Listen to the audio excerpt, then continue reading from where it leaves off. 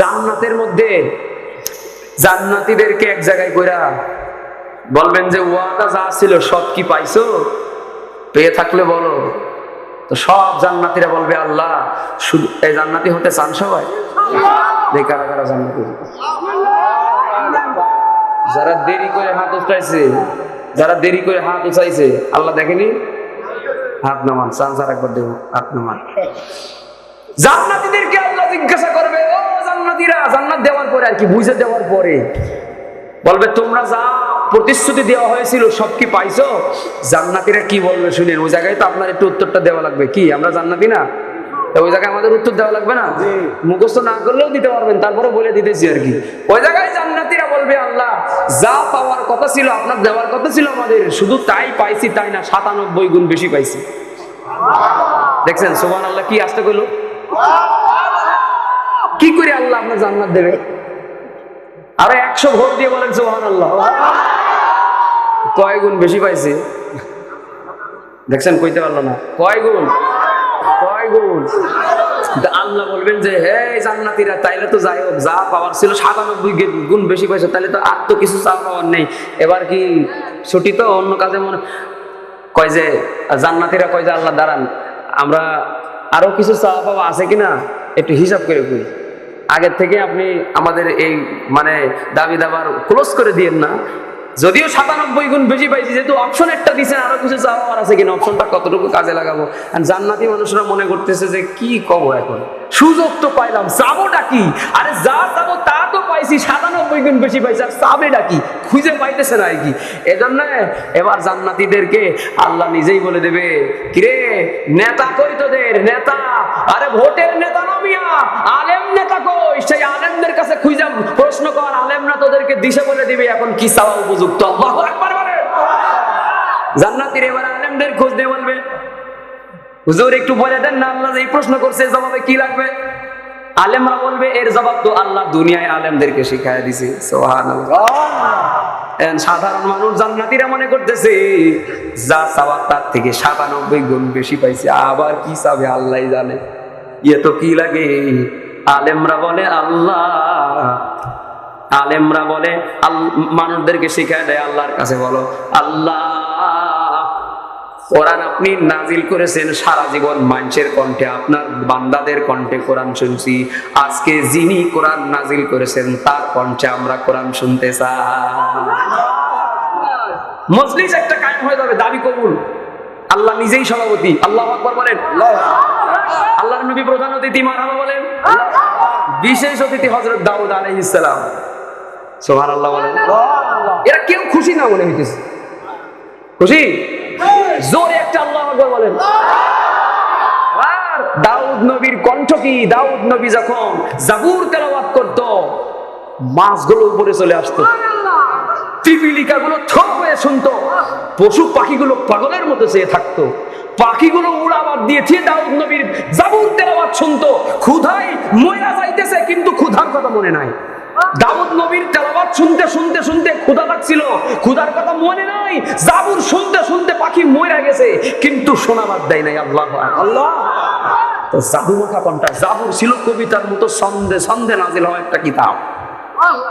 আর দাউদ নবীর কণ্ঠ আল্লাহ দিছিল ওই রকম ছন্দওয়ালা কণ্ঠ। আরে আমার আর কি কণ্ঠ, সলিমুদ্দি কলিমুদ্দি আমরা, আমাদের আর কি কণ্ঠ। দাউদ নবীর ছিল কণ্ঠ, যার সাময়িক একটা সংক্ষিপ্ত বর্ণনা দিলাম। এই বিশেষ অতিথিদেরকে আল্লাহ বলবেন, জাবুর, এই দাউদ তুমি তো সারা জীবন জাবুর তেলাওয়াত করছো, আজকে আমার বান্দাদেরকে কোরআন তেলাওয়াত করে শোনাও। দাউদ নবী যখন জান্নাতি মানুষদেরকে কোরআনুল কারীম তেলাওয়াত করে শোনাবে, এমন একটা কণ্ঠ আল্লাহ দাউদ নবীর দান করবে, কামকামি দাউদ এলাকার মুসলমানের কেমনে বুঝাইলে বুঝবেন জানি না।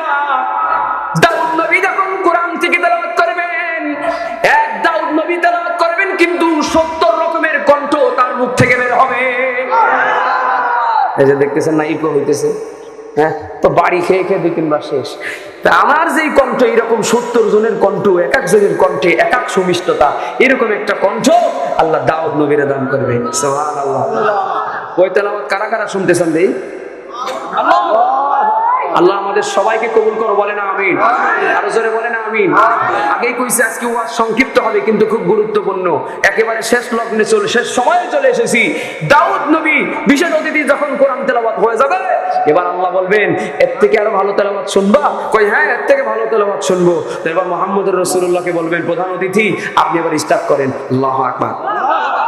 আল্লাহ তুমি দয়ার সাগর, আল্লাহ তুমি দয়ার সাগর, রহমানুর রহিম, তোমার দয়ায় পূর্ণ আমার সারা নিশিদিন, তোমার দয়ায় পূর্ণ আমার সারা নিশিদিন, তুমি মিটাও সকল চাওয়া দুদিন আগে পরে, তোমার কাছে সকল চাওয়া সবই তোমার তরে, তোমার কাছে চাই যে পানাম, তোমার কাছে চাই যে পানাম আমরা প্রতিদিন, তোমার দয়ায় পূর্ণ আমার সারা নিশিদিন, তোমার দয়ায় পূর্ণ আমার সারা নিশিদিন, তুমি পারো করতে মচান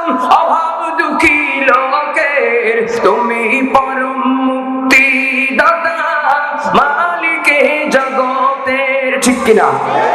তোমার কাছে চাই যে পানা আমরা প্রতিদিন, তোমার দয়ায় পূর্ণ আমার সারা নিশিদিন, আল্লাহ তুমি দয়ার সাগর, আল্লাহ তুমি দয়ার সাগর, রহমানুর রহিম, তোমার দয়ায় পূর্ণ আমার সারা নিশিদিন, তোমার দয়ায় পূর্ণ আমার সারা নিশিদিন।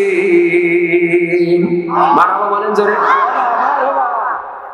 আমার নবী যখন বলে দিলেন যে না তোমাদের মতো মূর্তি আবার আল্লাহ দুইজনের একসাথে ইবাদত করা উপাসনা করার সিস্টেম আমাদের নাই, আমাদের মালিক একজনই, এই কথা ওরা জোরপূর্বক না মেনে না আনে উপায় নেই মনে করে মেনে নিয়ে হইল। যখন চলছে কিছুদিন পরে আমাদের নবী যখন আল্লাহর রহমান নাম বলল, তখন ওরা এসে কয় কিরে মোহাম্মদ কি আমাদের মতো দুই খোদা মানা শুরু করলো নাকি?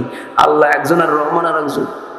কয়দিন আগে কইলো যে আল্লাহ ছাড়া কাউরে মানি না, আজকে আবার বলতেছে রহমান রেও মানি। হ্যাঁ, কয়দিন আগে আল্লাহরে রাখছে, আজকে আবার রহমান রেও ডাকলো, রহমান রহিম রাও ডাকলো। তার মানে মনে হয় মোহাম্মদও শেষ পর্যন্ত এক আল্লাহ দিয়ে আর হইতেছে না, শেষ পর্যন্ত আমাদের মতো আর একটাও ধরেছে। এরকম একটা চিন্তা ভাবনা, কি যে বোঝে না তাও বোঝে না। কিছু মানুষ আছে কি যে বোঝে না তাও বোঝে না, নিজে ভুলটা নিয়ে পড়ে আছে ওইটা সঠিক মনে করে আলেমদের ভুল ধরতে যায়, ঠিক কিনা? নিজে ভুলটা নিয়ে পড়ে আছে ওইটারই সঠিক মনে করে আলেমের ভুল ধরতে গিয়ে পাবলিকের সঙ্গে পেদানি খেয়ে চলে আসে, ধরে বলেন ঠিক কিনা? যেমন এদেশের কয়েকজন পাতি নেতাদের আমরা দেখেছি ওয়াজ মাহফিলে নারায়ে তাকবীর আল্লাহু আকবারের স্লোগান দিলে নেতার চুলকানি শুরু হয়ে যায়।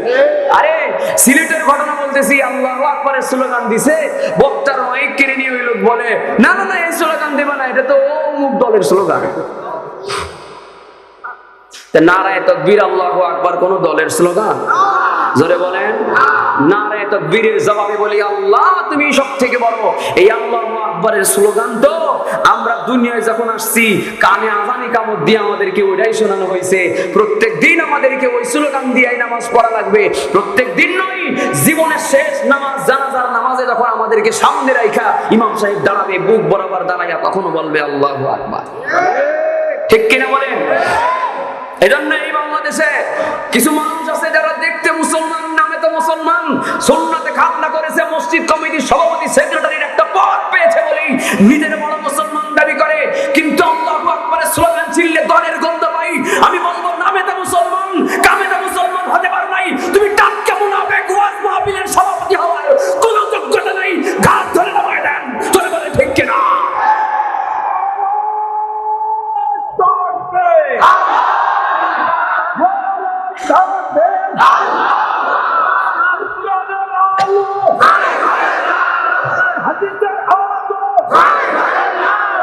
বসে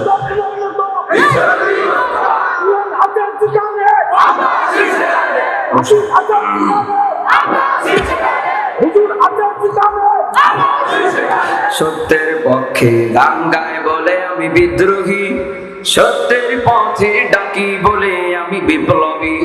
সত্যের পক্ষে গান গায় বলে আমি বিদ্রোহী, সত্যের পথে ডাকি বলে আমি বিপ্লবী। কোরআনের কথা বলি তাই বলে আমাকে মৌলবাদী, কোরআনের কথা বলি তাই বলে আমাকে মৌলবাদী।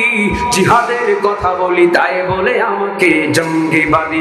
আমি বিদ্রোহী, বিদ্রোহী বিপ্লবী মৌলবাদী, কেন জঙ্গিবাদী? বিদ্রোহী বিপ্লবী মৌলবাদী, কেন জঙ্গিবাদী? ঠিক কিনা? জন্মের পরে কানে আজান কি দেয়নি, তুমি মৌলবাদী ছাড়া হওনি। জন্মের পরে কানে আজান কি দেয়নি, তুমি মৌলবাদী ছাড়া হওনি। তবে মরণের পরে জানাজা পড়াবে, মরণের পরে জানাজা পড়াবে, তখন কোথায় পালিয়ে যাবে? বিপ্লবী বিদ্রোহী মৌলবাদী, কেন জঙ্গিবাদী? বিপ্লবী বিদ্রোহী মৌলবাদী, কেন জঙ্গিবাদী? কি মনে করে ওই হনুমান দাড়ি টুপি দেখলেই তালেবান, ঠিক কিনা? তবে সিংহের চেয়েও বেশি ভয় পাই, বাঘের চেয়েও বেশি ভয় পাই মাথায় পাগড়ি দেখে যদি। বিপ্লবী বিদ্রোহী মৌলবাদী, কেন জঙ্গিবাদী? বিপ্লবী বিদ্রোহী মৌলবাদী, কেন জঙ্গিবাদী? আরেকটা উচিত কথা মনে পড়ে গেছে, মা বোনেরা রাগ করতে পারে, কব নাকি? বেহায়া নারীর এই কেমন কথা, বোরকা দেখিলেই মাথায় ব্যথা। বেহায়া নারীর এই কেমন কথা, বোরকা দেখিলেই মাথায় ব্যথা। তবে পর্দার কথা যদি বলি, তবে পর্দার কথা যদি বলি, তখন হই আমি ফতোয়াবাজি। বিপ্লবী বিদ্রোহী মৌলবাদী, কেন জঙ্গিবাদী? সত্যের পক্ষে গান গায় বলে আমি বিদ্রোহী, সত্যের পথে ডাকি বলে আমি বিপ্লবী। কোরআনের কথা বলি তাই বলে আমাকে মৌলবাদী, কোরআনের কথা বলি তাই বলে আমাকে মৌলবাদী। জিহাদের কথা বলি তাই বলে আমাকে জঙ্গিবাদী। আমি বিদ্রোহী, বিদ্রোহী বিপ্লবী মৌলবাদী, কেন জঙ্গিবাদী? বিদ্রোহী বিপ্লবী মৌলবাদী, কেন জঙ্গিবাদী? না না না, মার হবার জোর নেই।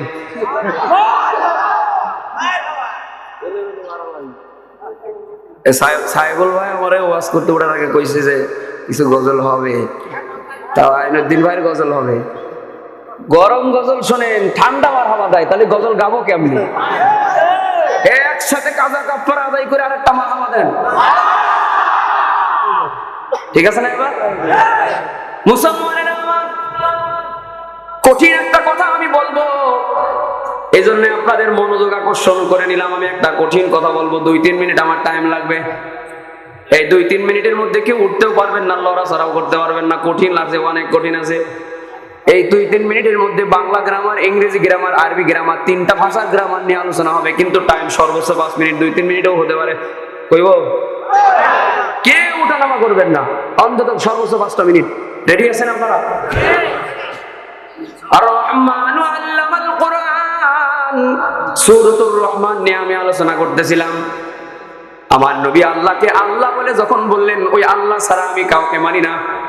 আল্লাহুস সামাদ, এমন আল্লাহকে মানি যে আল্লাহর কোনো মুখাপেক্ষী নাই। লাম ইয়ালিদ ওয়া লাম ইউলাদ, কাউকে জন্ম দেন নাই, তিনিও কাউকে জন্ম দেন নাই, তাকেও কেউ জন্ম দেয় নাই। ওয়া লাম ইয়াকুল লাহু কুফুয়ান আহাদ, সে আল্লাহর সমকক্ষ কেউ আছে নাকি? আরো জোরে বলেন। অন্য ধর্মে যেমন পানির দেবতা আলাদা, বিপদ দূর করার দেবতা আলাদা, রোগ সারার দেবতা আলাদা, অ্যাক্সিডেন্ট থেকে বেঁচে গেছে এই জন্য বাড়িতে যজ্ঞ করবে। কি যজ্ঞ? বিপদ থেকে উদ্ধার করা মায়ের দরবারে যজ্ঞ করে, ঠিক কিনা? আমাদের ওরকম আছে নাকি? সূর্য দেব আলাদা, চন্দ্র দেব আলাদা, বাতাসের দেব আলাদা, আছে না নাই? আমাদের আরে মন্ত্রী পরিষদ বন্টন করে না, ওই রকম আর কি। একজন থাকে প্রধানমন্ত্রী কেন্দ্রীয় সরকার, আর একজন হচ্ছে বাণিজ্য মন্ত্রণালয়, আর একজন পানি মন্ত্রণালয়, আর একজন শিল্প মন্ত্রণালয়। তো কিছু কিছু ধর্মের, কোনো ধর্মকে কটাক্ষ করতেছি না, জাস্ট বলতেছি আর কি, কিছু কিছু ধর্মের সিস্টেম ওরকম মন্ত্রী পরিষদের মতো। একজন কেন্দ্রীয় খোদা থাকে আর সব বন্টন করা থাকে। একটা খোদার দায়িত্ব পানি দেওয়া, আর একটা খোদার দায়িত্ব সূর্য দেওয়া, আর একজনের দায়িত্ব চন্দ্র দেওয়া, আর একজনের দায়িত্ব বিয়ে দেওয়া, আর একজনের দায়িত্ব রোগ সারা, বিপদ থেকে উদ্ধার করা, আছে না নাই? যাদেরকে রোগ সারাইতেছে আবার এদেরকে অনেক সময় নিজে হাতে বানায়, নিজে আবার পেছনে বাস দিয়ে পানিতেও ফেলায় দেয়। পাগলামির একটা সীমা থাকা উচিত। মুসলমানেরা আমার নবী যখন বললেন এক আল্লাহকে ছাড়া অন্য কাউকে মানি না, এবার যখন রহমান রহিমের পরিচয় দেওয়া শুরু করলেন, রহমান বলে আল্লাহকে ডাকা শুরু করলেন, তখন বেঈমানেরা বলল মানির রহমান, রহমান আমার কে? তুমি তো বললে আল্লাহ ছাড়া মানি না, আবার তুমি রহমান রহমান বলতেছো, মানির রহমান, এ রহমান আবার কে? যখন বেঈমানেরা রহমান মানির রহমান বলেছে, এদের প্রশ্নের জবাবে আল্লাহ তাআলা এই সূরাতুর রহমান আল্লাহ তাআলা মানুষের জন্য নাজিল করে দিয়েছে। সুবহানাল্লাহ। মানির রহমান এই প্রশ্নের জবাবে, পুরা সূরা রহমানটাই মূলত একটা জবাব, প্রশ্নের জবাব, কাফেরদের প্রশ্নের জবাব। এই পুরা সূরাটাই আল্লাহর নবী ওদেরকে জবাব দিয়ে দিয়েছেন। বলেন সুবহানাল্লাহ। একটা পূর্ণাঙ্গ বাক্য গঠন করতে হইলে কমপক্ষে কয়টা শব্দ লাগে? দুইটা লাগে। কয়টা? কয়টা?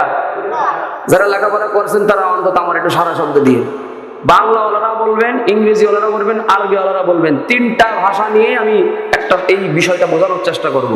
একটা পূর্ণাঙ্গ বাক্য গঠন করতে গেলে কয়টা শব্দ লাগে? যদি বাংলা বলি তাহলে উদ্দেশ্য বিধেয়, ঠিক কিনা? আর যদি আরবি বলি তাহলে মুক্তাদা আর খবর, হ্যাঁ? আর যদি ইংরেজি বলি তাহলে সাবজেক্ট আর প্রেডিকেট, ঠিক কিনা বলেন? আরে কথা কয় না তো।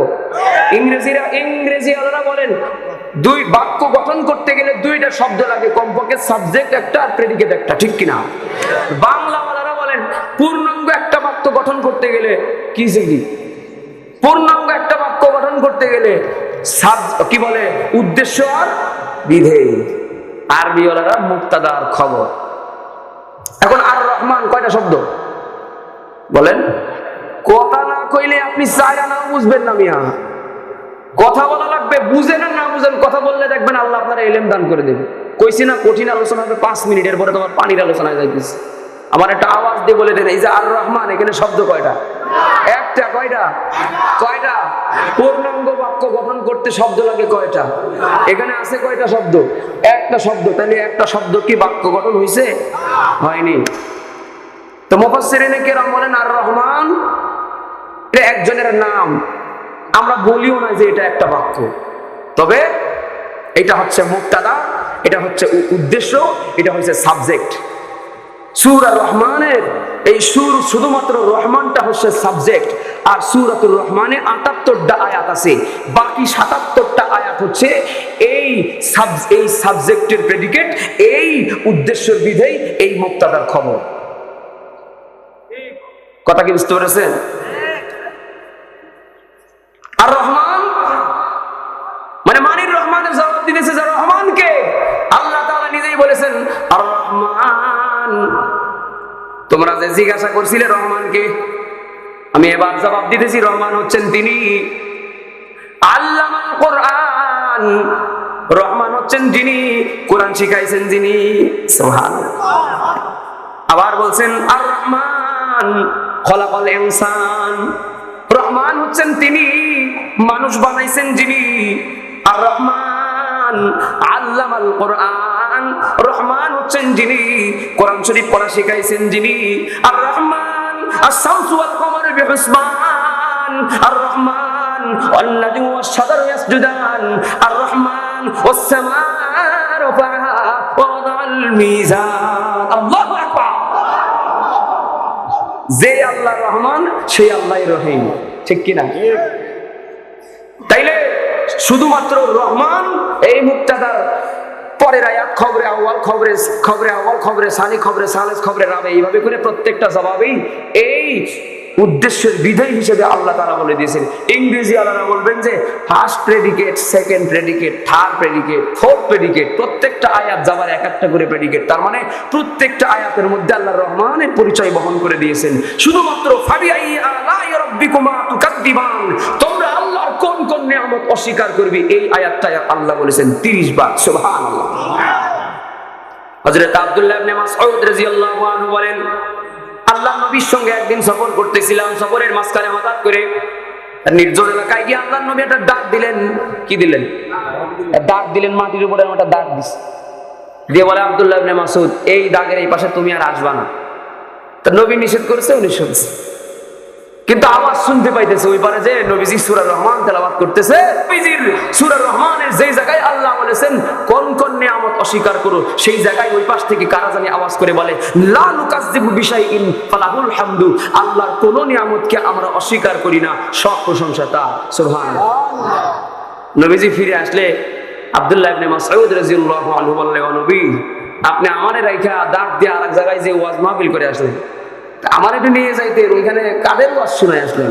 তো নবী বললেন, ও জায়গা তোমার যাওয়ার জায়গা না, আমি তো জিনদের ওয়াজ করে আসছি। সুবহানাল্লাহ। আরো জোরে বলেন না সুবহানাল্লাহ। আরে যে আওয়াজ করেছে লা নুকাজ্জিবু বিশাইইন, এই আওয়াজগুলো জিনদের আওয়াজ ছিল।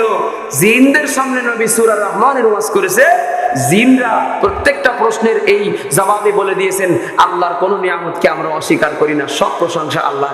আওয়াজগুলো কোনো মানুষ শ্রোতার ছিল না, আওয়াজগুলো জিন শ্রোতার ছিল। সুবহানাল্লাহ। এখন এই এলাকার মানুষ কি জিন ভয় পায়?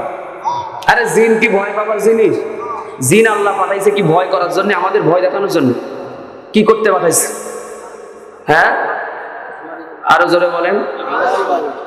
ওয়া খালাকতুল জিন্না ওয়াল ইনসা ইল্লা লিয়াবুদুন,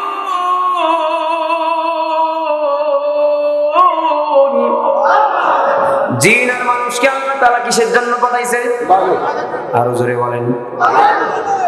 মানুষ এবং জিন জাতিকে আল্লাহ তাআলা ইবাদত করার জন্য পাঠাইছেন। এবার বলেন, আশরাফুল মাখলুকাত কারা? মানুষ এবং জিন। শুধু ওয়ালাকাদ কাররামনা বানি আদম ওয়াল জিন, পরে ওয়াল জিন কইছে নাই? ওয়ালাকাদ কাররামনা বানি আদম। কামটা মির্জাপুর এলাকার মুসলমান, যেই আল্লাহ তাআলা জিন এবং মানুষকে তার ইবাদতের জন্য পাঠাইছেন, সেই আল্লাহ আবার বলে দিয়েছেন, মানুষদেরকে আমি আল্লাহ সেরা জাতি করে পাঠাইছি।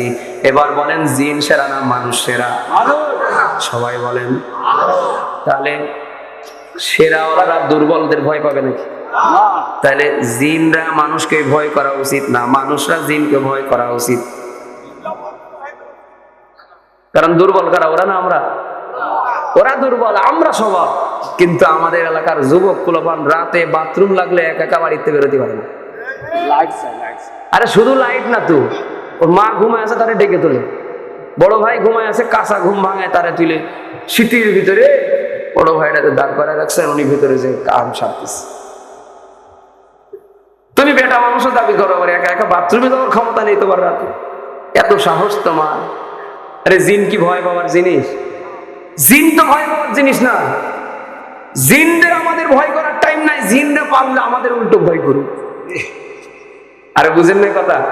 অনেকে এই জায়গায় আমার সঙ্গে সারা শব্দ দিতেও ভয় পাইতেছে, মনে করতেছে কোন কথায় কি কথা বলে ফেলবার, বাড়ি যাওয়ার টাইমে বিপদ হবে, তখন কি হুজুর খুঁজে পাবো?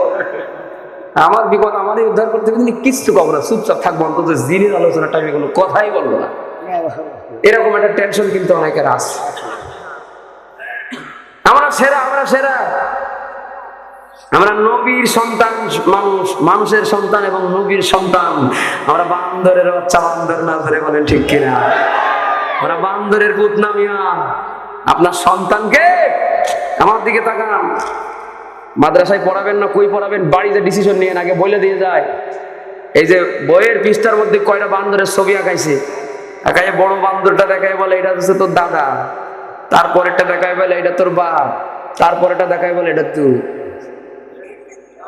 সিস্টেমটা কিছুটা এরকম কিনা? সন্তানদেরকে বলতেছে মানুষ হচ্ছে বান্দরের বাচ্চা, বান্দর। আরে আপনারে কেউ যদি কুত্তার বাচ্চা বলে গালি দেয়, আপনি কি খুশি হবেন? আর যদি শুয়োরের ওইটা কয়, তাহলে রাগ হবে না খুশি হবেন? আরে ও যে জায়গায় থাকে বান্দরও তো সেই জায়গায় থাকে। আপনারে বান্দরের বাচ্চা বলাও যা, শুয়োরের বাচ্চা বলাও যা, কুত্তার বাচ্চা বলাও যা, সাপের বাচ্চা, হিংস্রের বাচ্চা বলাওটা জোরে বলে ঠিক কিনা? আরে আমাদের নাকে দড়িতে ঘুরাইতে চাই এদেশের কিছু শিক্ষিত গরুরা, যারা জাবর ইকবাল সার যে চুরি কইরা তথ্য চুরি করেছে গুগল থেকে, এখন ধরা খাইছে, তার এই চুরি করা তথ্য দিয়ে বই বানাইছে। চুরি করা বিদ্যা আমরা করতে পারবো না। জাবর ইকবালের আইনের কাজ গলায় দাঁড়ায় বিচার করেন জোরে বলে ঠিক কিনা? চুরি করা বিদ্যা পড়লে তো আমাদের সন্তানেরা চুরি হবে, ঠিক কিনা বলেন? ডারউইনের বস্তা পচা থিওরি যে মানুষ বান্দর থেকে তৈরি হয়েছে, এই থিওরি ডারউইন তার সমসাময়িকে যখন আবিষ্কার করেছিল, ওর মতের লোক, ওর গোত্রের লোক, ওর দলের লোকই ওর এই থিওরিকে রিজেক্ট করেছিল, গ্রহণ করে নাই। আর সেই বস্তা পচা দুর্গন্ধওয়ালা থিওরি আজকে বাংলাদেশের মুসলমানদের সন্তানদেরকে বলে তোরা হচ্ছে বান্দরের বাচ্চা। বান্দর আমরা বলি আমরা হচ্ছে মানুষের বাচ্চা। মানুষ শুধু নয়, আমরা মানুষেরও বাচ্চা, নবীরও বাচ্চা, ঠিক কিনা? আরে আমাদের আদম আলাইহিস সালাম কি শুধু মানুষ না একজন নবীও? উনি একজন নবীও। আল্লাহ তাআলা মানুষ সৃষ্টি করার আগে ফেরেশতাদেরকে বলেন মানুষ পাঠাবো, ওয়াইদ ক্বালা রাব্বুকা লিল মালাইকাতি ইন্নী জাইলুন ফিল আরদি খলিফা। ফেরেশতারা বলে আল্লাহ আতাজালু ফিহা মান ইফসিদু ফিহা ওয়া ইয়াসফিকুদ দিমা, আপনি মানুষ পাঠাবেন, মারামারি করবে, রক্তপাত করবে, জেনা ব্যভিচার করবে, দলদারি করবে, খারাপ কাজ করে বেড়াবে, অশান্তি সৃষ্টি করবে, কোনো দরকার নাই। আপনি আমাদের ইবাদত বন্দেগীর পরিমাণ সিলেবাস বাড়ায় দেন, আমরা বেশি ইবাদত করে আপনাকে খুশি করব। আল্লাহ বলেন তোদের কাছে কইছি বলে কি তোদের ভাব বেড়ে গেছে মনে করতেছি, তোদের কাছে অনুমতি চাইতেছি না? হ্যাঁ, ইন্নী আ'লামু মা লা তা'লামুন, আমি যা জানি তোরা তা জানিস না, বেশি পণ্ডিতি করবি না, ঠিক কিনা? কি যে কি দে, হ্যাঁ শান্ত থাকো। আদম আলাইহিস সালামকে মানুষ সৃষ্টি করার আগে আল্লাহ কিন্তু যখন নিজে আগ্রহ প্রকাশ করেছেন, ফেরেশতারা আমাদের মানুষ সৃষ্টি করার ব্যাপারে প্রথম প্রতিবন্ধক, প্রথম বাধা দিয়েছিল, কিন্তু আল্লাহ তাআলা বলেছেন কুন ফায়াকুন দিয়া দুনিয়ার সমস্ত সৃষ্টি জীব বানিয়েছি, কিন্তু মানুষ বানাইছি কোনো অটো সিস্টেমে নাই, কুন ফায়াকুনের সূত্র দিয়ে নাই, আল্লাহর কুদরতি হাত মুবারক দিয়ে মানুষ বানাইছে। সুবহানাল্লাহ। আমাদেরকে আল্লাহ তাআলা নিজের কুদরতি হাত দ্বারা বানাইছেন। সেই আমাদেরকে যদি বলে যে আল্লাহ বলতে কেউ নাই, মানুষ বান্দর থেকে সৃষ্টি হয়েছে, এই থিওরি কামতা মির্জাপুর এলাকার মুসলমানের সন্তানেরা কি মেনে নিবে? কিছু মানুষ আপনার সন্তানদেরকে বলতে চায় আল্লাহ বলতে কেউ নাই, এমনি সৃষ্টি হয়েছে। এই কথা যখন আমরা বিশ্বাস করিনি, তখন বলেছে যে মানুষ বান্দর থেকে সৃষ্টি হয়েছে। একজনের কইছে তুই তোর নাক ধর, তো ও কেউ ডাইরেক্ট ধরেছে আর কেউ হাত পেছন থেকে ঘুরায় ধরছে আর কি। দুইজনের কাজ একই, ধরার ধরন ভিন্ন, ঠিক কিনা বলেন? দুইজনে নাক ধরছে আর কি, একজনের ডাইরেক্ট ধরছে আর একজন পেছন থেকে হাত ঘুরাইয়া ধরছে। দুইজনের কাজ একই, ধরার ধরন ভিন্ন, কাজ একই, ধরার ধরন ভিন্ন। যারা ডাইরেক্ট বলে আল্লাহ বলতে কেউ নাই, এদের কথার মানে যারা বললে যে মানুষ বান্দর থেকে সৃষ্টি হয়েছে, এদের কথাও মানেও একই। কারণ বলে বান্দর লেজ নিয়ে চলা, শেষর দিতে দিতে লেজ ক্ষয়া হয়ে পড়ে গেছে, কিছুদিন পরে বান্দর আরো ঠ্যাং ব্যাং নাড়াচাড়া করতে করতে অটোমেটিক মানুষ হয়ে গেছে। কি করে হয়েছে? অটোমেটিক হয়েছে, এমনি এমনি হয়েছে। এমনি এমনি যে জিনিস হয়, সে জিনিসের কোনো ক্রিয়েটর থাকে না, সে জিনিসের কোনো সৃষ্টিকর্তা থাকে না। আমাদের সন্তানদেরকে যদি কেউ বলে মানুষ এমনি এমনি সৃষ্টি হয়েছে, কোনো ক্রিয়েটর নাই, কোনো সৃষ্টিকর্তা নাই, এই কথা বলাও যা, সৃষ্টিকর্তা বলা কেউ নাই, এই কথা বলাও তা। আমাদের সন্তানদেরকে নাস্তিক বানানোর জন্য যে থিওরি দেওয়া হয়েছে, এটা আমরা নিক্ষেপ করলাম ডাস্টবিনের মধ্যে, এবং অবিলম্বে আমরা দাবি করলাম এই সিলেবাস শুধু বন্ধ বাজেয়াপ্ত করতে হবে তাই নাই। যারা বিশ্বাস করে বাংলাদেশে যে মানুষ বান্দরের তৈরি, মানুষ বান্দর থেকে আসছে, মানুষের 56,000 বর্গ মাইলে তাদের জায়গা নাই, বাংলাদেশ থেকে তাড়িয়ে দেন, সুন্দরবনে পাঠিয়ে দেন, শিয়াল কুকুরের সঙ্গে বসবাস করুক, মানুষের সঙ্গে তাদের থাকার যোগ্যতা নাই, ঠিক কিনা বলেন? হায়রে সাদের দুনিয়ায় মানুষ পাওয়া বড় দায়, মানুষ দেখতে চলো এবার জাদুঘরে যাই সবাই।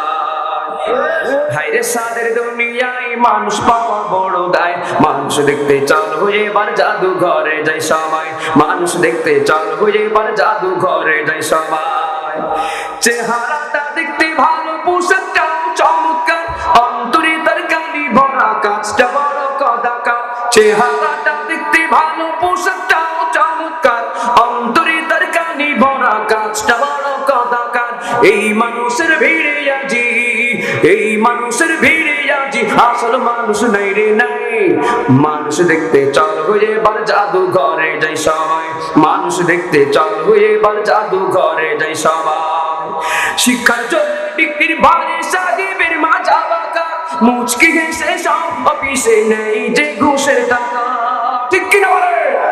শিক্ষার জন্য ডিগ্রির ভারে সাহেবের মাজা বাঁকা, মুচকি হেসে সব অফিসে নেই যে ঘুষের টাকা। শিক্ষিত এই মানুষকে, শিক্ষিত এই মানুষকে কেমনে মানুষ বলা যায়? মানুষ দেখতে চল হয়ে এবার জাদুঘরে যাই সবাই, মানুষ দেখতে চল হয়ে এবার জাদুঘরে যাই সবাই।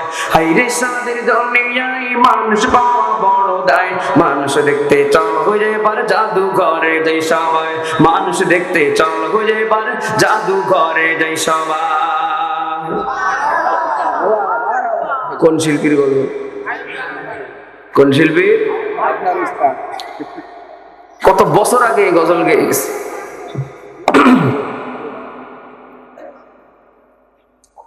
আজকে 2022-23 সাল, 2023 সালে এসেও সেই গজলের বাস্তবতা বাংলাদেশে আমরা খুঁজে পাই। আল্লাহ তাআলা কোরআন শরীফে একটা আয়াত বলেন, উলাইকা কাল আনআম,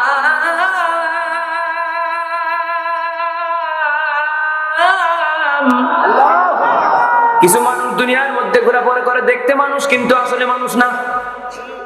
দেখতে মানুষের মতো লাগে, মায়ের পেট থেকে জন্মগ্রহণ করছে, মানুষের সুরত নিয়ে জন্মগ্রহণ করছে, কিন্তু আসলে ওটারে মানুষ বলা যায় না।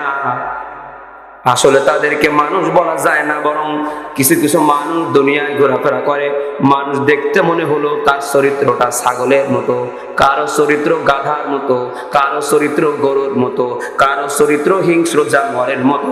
বালহুম আদাল, আর কিছু মানুষ আছে দেখতে মানুষের মতো মনে হলো নিকৃষ্ট জানোয়ারের থেকেও জঘন্য মানুষ আছে না।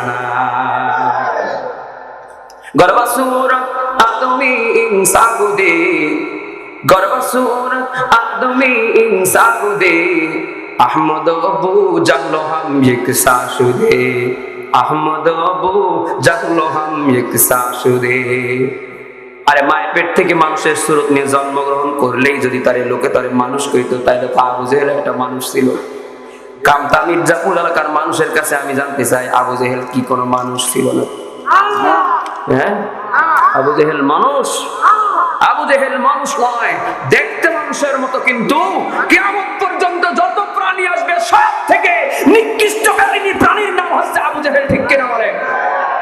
আমার নবী কাবা চত্বরে গিয়ে আল্লাহ কুদরতে কদমের মধ্যে কপাল লাগাইয়া সিজদায় পড়া সুবহান রাব্বিয়াল আলা বলা আল্লাহর কাছে যখন হাজিরা দিত, আবু জেহেল আমার নবীর মাথার উপরে যখন উঠের ভারী নারী ভুড়ি চাপায়া দিত যেন সিজদা থেকে আর উঠতে না পারে। আমার নবী রাস্তায় ঘোরাফেরা করতো, রাস্তা দিয়ে দিনের দাওয়াত নিয়ে চলতো, আর ছোট ছোট বাচ্চাদের পেছনে লেলিয়ে দিত, পাগল পাগল বলে ইট পাথর নিয়ে তারা করতো। আবু জেহেল আমার নবীর এমন কোন সিস্টেমে নাই যে সিস্টেমে কষ্ট দেয় নাই। টান মেরে জামা ছিঁড়ে দিয়েছে, থাপ্পড় মেরে মুখ ব্যথা করে দিয়েছে, রক্তাক্ত করে দিয়েছে, পাথর মেরে দিয়েছে, না খাওয়ায় রাখছে, এলাকার থেকে ভিটা বাড়ি ছাড়া করছে। এমন কোন সিস্টেমের কষ্ট নাই যে সিস্টেমের কষ্ট আমার নবীরে দেয় নাই। সুতরাং সেরা মানুষ যে নিকৃষ্ট মানুষটা কষ্ট দিয়েছি, এই কোনোদিন মানুষ হতে পারে না, বরং জানোয়ার হতে পারে না। কারণ অনেক জানোয়ার আমার নবীকে সম্মান করতো, নবীর চিন্তু। হিংস্র জানোয়ার প্রাণীর থেকেও নিকৃষ্ট একজন ব্যক্তির নাম আবু জেহেল। বলেন ঠিক কিনা? এবার কামতা মির্জাপুর এলাকার মুসলমান বলেন, আবু জেহেলের উত্তরসূরি কি বাংলাদেশে আছে নাকি? আছে? আবু জেহেলের নাতিপুতি কি বাংলাদেশে আছে নাকি? আরে জোরে বলেন না। তসলিমার নাতিপুতি কি বাংলাদেশে আছে নাকি? আবু জেহেলের নাতিপুতি, তসলিমার নাতিপুতি যারা আছে, কুরআনের এই ভাষ্য অনুযায়ী বলতে হয়, আবু জেহেল যদি মানুষ না হয়, জানোয়ার না হয়, জানোয়ারের থেকেও নিকৃষ্ট হয়। তসলিমা নাসরিনের আর বাংলাদেশের তসলিমা নাসরিন এবং আবু জেহেলের নাতিপুতি সাদরিদ যারা আছে, এদেরকেও আমরা মানুষ বলতে পারি না। এরা হচ্ছে জানোয়ারের থেকেও নিকৃষ্ট। জোরে বলেন ঠিক কিনা? মেন রাস্তায় পাশে আমার বাড়ি, ছোটকাল থেকে দেখছি বাস অ্যাক্সিডেন্ট হয়েছে, বাস উল্টায় গেছে। তো বাস উল্টায় আর যাত্রীরা সব হাউ হাউ, কেউ আহত কেউ নিহত। আমরা আশেপাশে যারা, স্টেজের পাশে কথা বলেন না কেউ, আমরা আশেপাশের মানুষ যারা, আমরা হচ্ছে মানুষদের সহযোগিতা করার জন্য যাইতেছি। কেউ মাথায় পানি দেয়, কেউ ডাক্তারের কাছে নিয়ে যায়, কেউ ট্রিটমেন্ট করে, কেউ হাসপাতালে পাঠায়।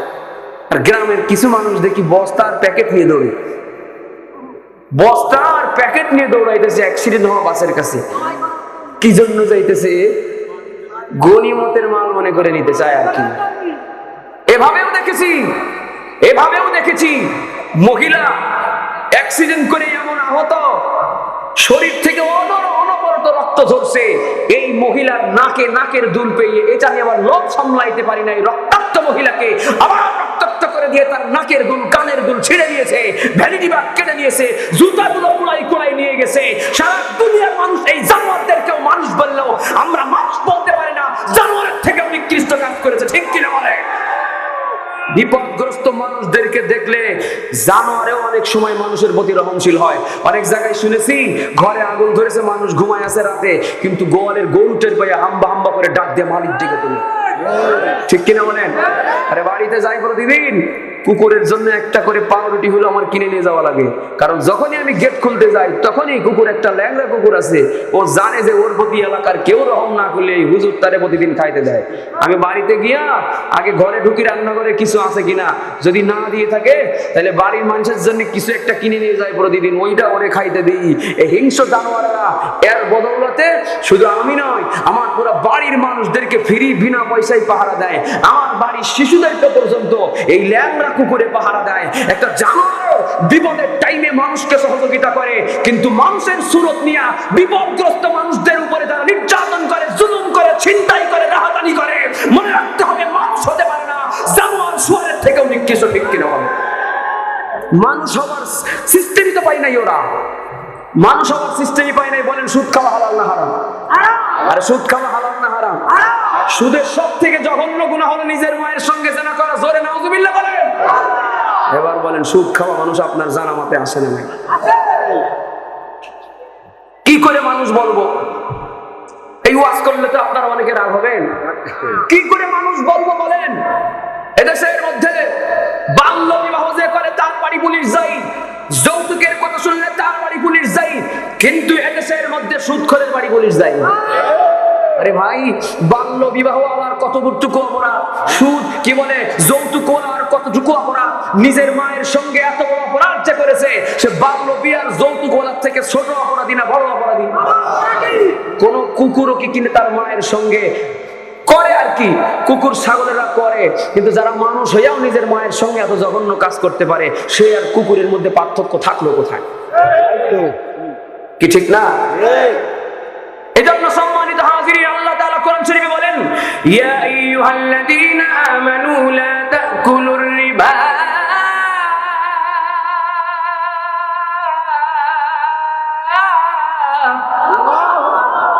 আল্লাহ তাআলা বলেছেন সুদ খাওয়া না, সুদের ধারে কাছেও যাবে না। আল্লাহুল বাইআ ওয়া হারামার রিবা, ব্যবসাকে হারাম করেছেন, সুদকে হারাম করেছেন।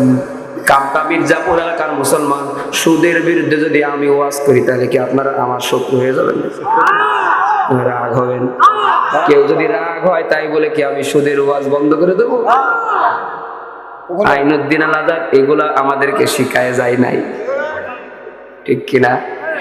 কেউ যদি সুদ খাওয়ার কারণে সুদের বিরুদ্ধে ওয়াজ করলে কষ্ট পান তো কষ্ট পান গা, আমার কিছু করার নাই। আমি রাজবাড়ি এক মাহফিলে বসে সুদের বিরুদ্ধে ওয়াজ করতেছি, তো কিছুক্ষণ পরে দেখি সভাপতি দৌড় মারছে। ওয়াজ করে নামার পরে আয়োজক যুবকের আমার বলে, হুজুর ওয়াজ তখন যা করছেন খুব ভালো হয়েছে, খুশি হয়েছে, কিন্তু সুদের ওয়াজটা না করলে আমাদের আরেকটু ভালো হইতো। আমি কইলাম কে সুদের ওয়াজ করতে তো সমস্যা কি? কয় না, আমার সভাপতি দৌড় মারছে। সভাপতি দৌড় মারছে কে? সভাপতি সুদ খায় তাই দৌড় মারছে। ভালো হয়েছে, ওরা মনে করে সভাপতি বানাইছে গা, গেছে ভালো হয়েছে। কয় যে গেছে তো আপনার ভালো হয়েছে, সমস্যা তো আমাদের। কি সমস্যা? কয় যে কাল মাহফিলের ওই মাইকের টাকা দেবে কিনা? মাইক আর প্যান্ডেলের টাকা তো আমার ওই সভাপতি দেবে, আপনি তো তারাই দিচ্ছেন, তারাই ওয়াজ করে। এখন আমার এই মাহফিলের মাইকের টাকা দেবে কিনা? আপনি তো কই দিচ্ছেন ভালো হয়েছে, আমাদের তো সমস্যা। আমরা বিভিন্ন জায়গায় দেখতে পাই সুদ খেয়ে বড়লোক হয়েছে, তারা মসজিদের সভাপতি বানাই দিচ্ছে। জোরে বলেন না, আছে না নাই? ওয়াজ মাহফিল তহবিলের সভাপতি বানায় দেয়, তারে মাদ্রাসার কেসিয়ার বানায় দেয়, টাকার ফান্ডটা যেন বেশি বেশি থাকে আর সুদের টাকা দিয়ে মাদ্রাসা বানাইতে পারে। আছে না নাই? মনে রাখা লাগবে, এই সুদখোরদেরকে বড় বড় চেয়ার যারা দিয়েছেন ও চেয়ার কেড়ে নেওয়া লাগবে। সুদখোর যদি নিজের মায়ের সঙ্গে এত বড় অপরাধ করে, এই জঘন্য অপরাধীর বাড়িতেও যদি এদেশে যৌতুকওয়ালার বাড়ি পুলিশ যাই, যদি এদেশে বাল্য বিয়াওয়ালার বাড়ি পুলিশ যাই, সুদখোরকেও পুলিশে পিঠ মোড়া দিয়ে বেঁধে নিয়ে যাবে। কবে এটা আমরা দেখার অপেক্ষায় রইলাম, যদি বলেন ঠিক কিনা। এবং সুদখোরদেরকে আর কোনো বড় চেয়ার নাই, সভাপতি সেক্রেটারির চেয়ার নাই, গলায় জুতার মালা গলায় দিয়ে এলাকা থেকে বিতাড়িত করে দিতে হবে, ঠিক কিনা করে বলে।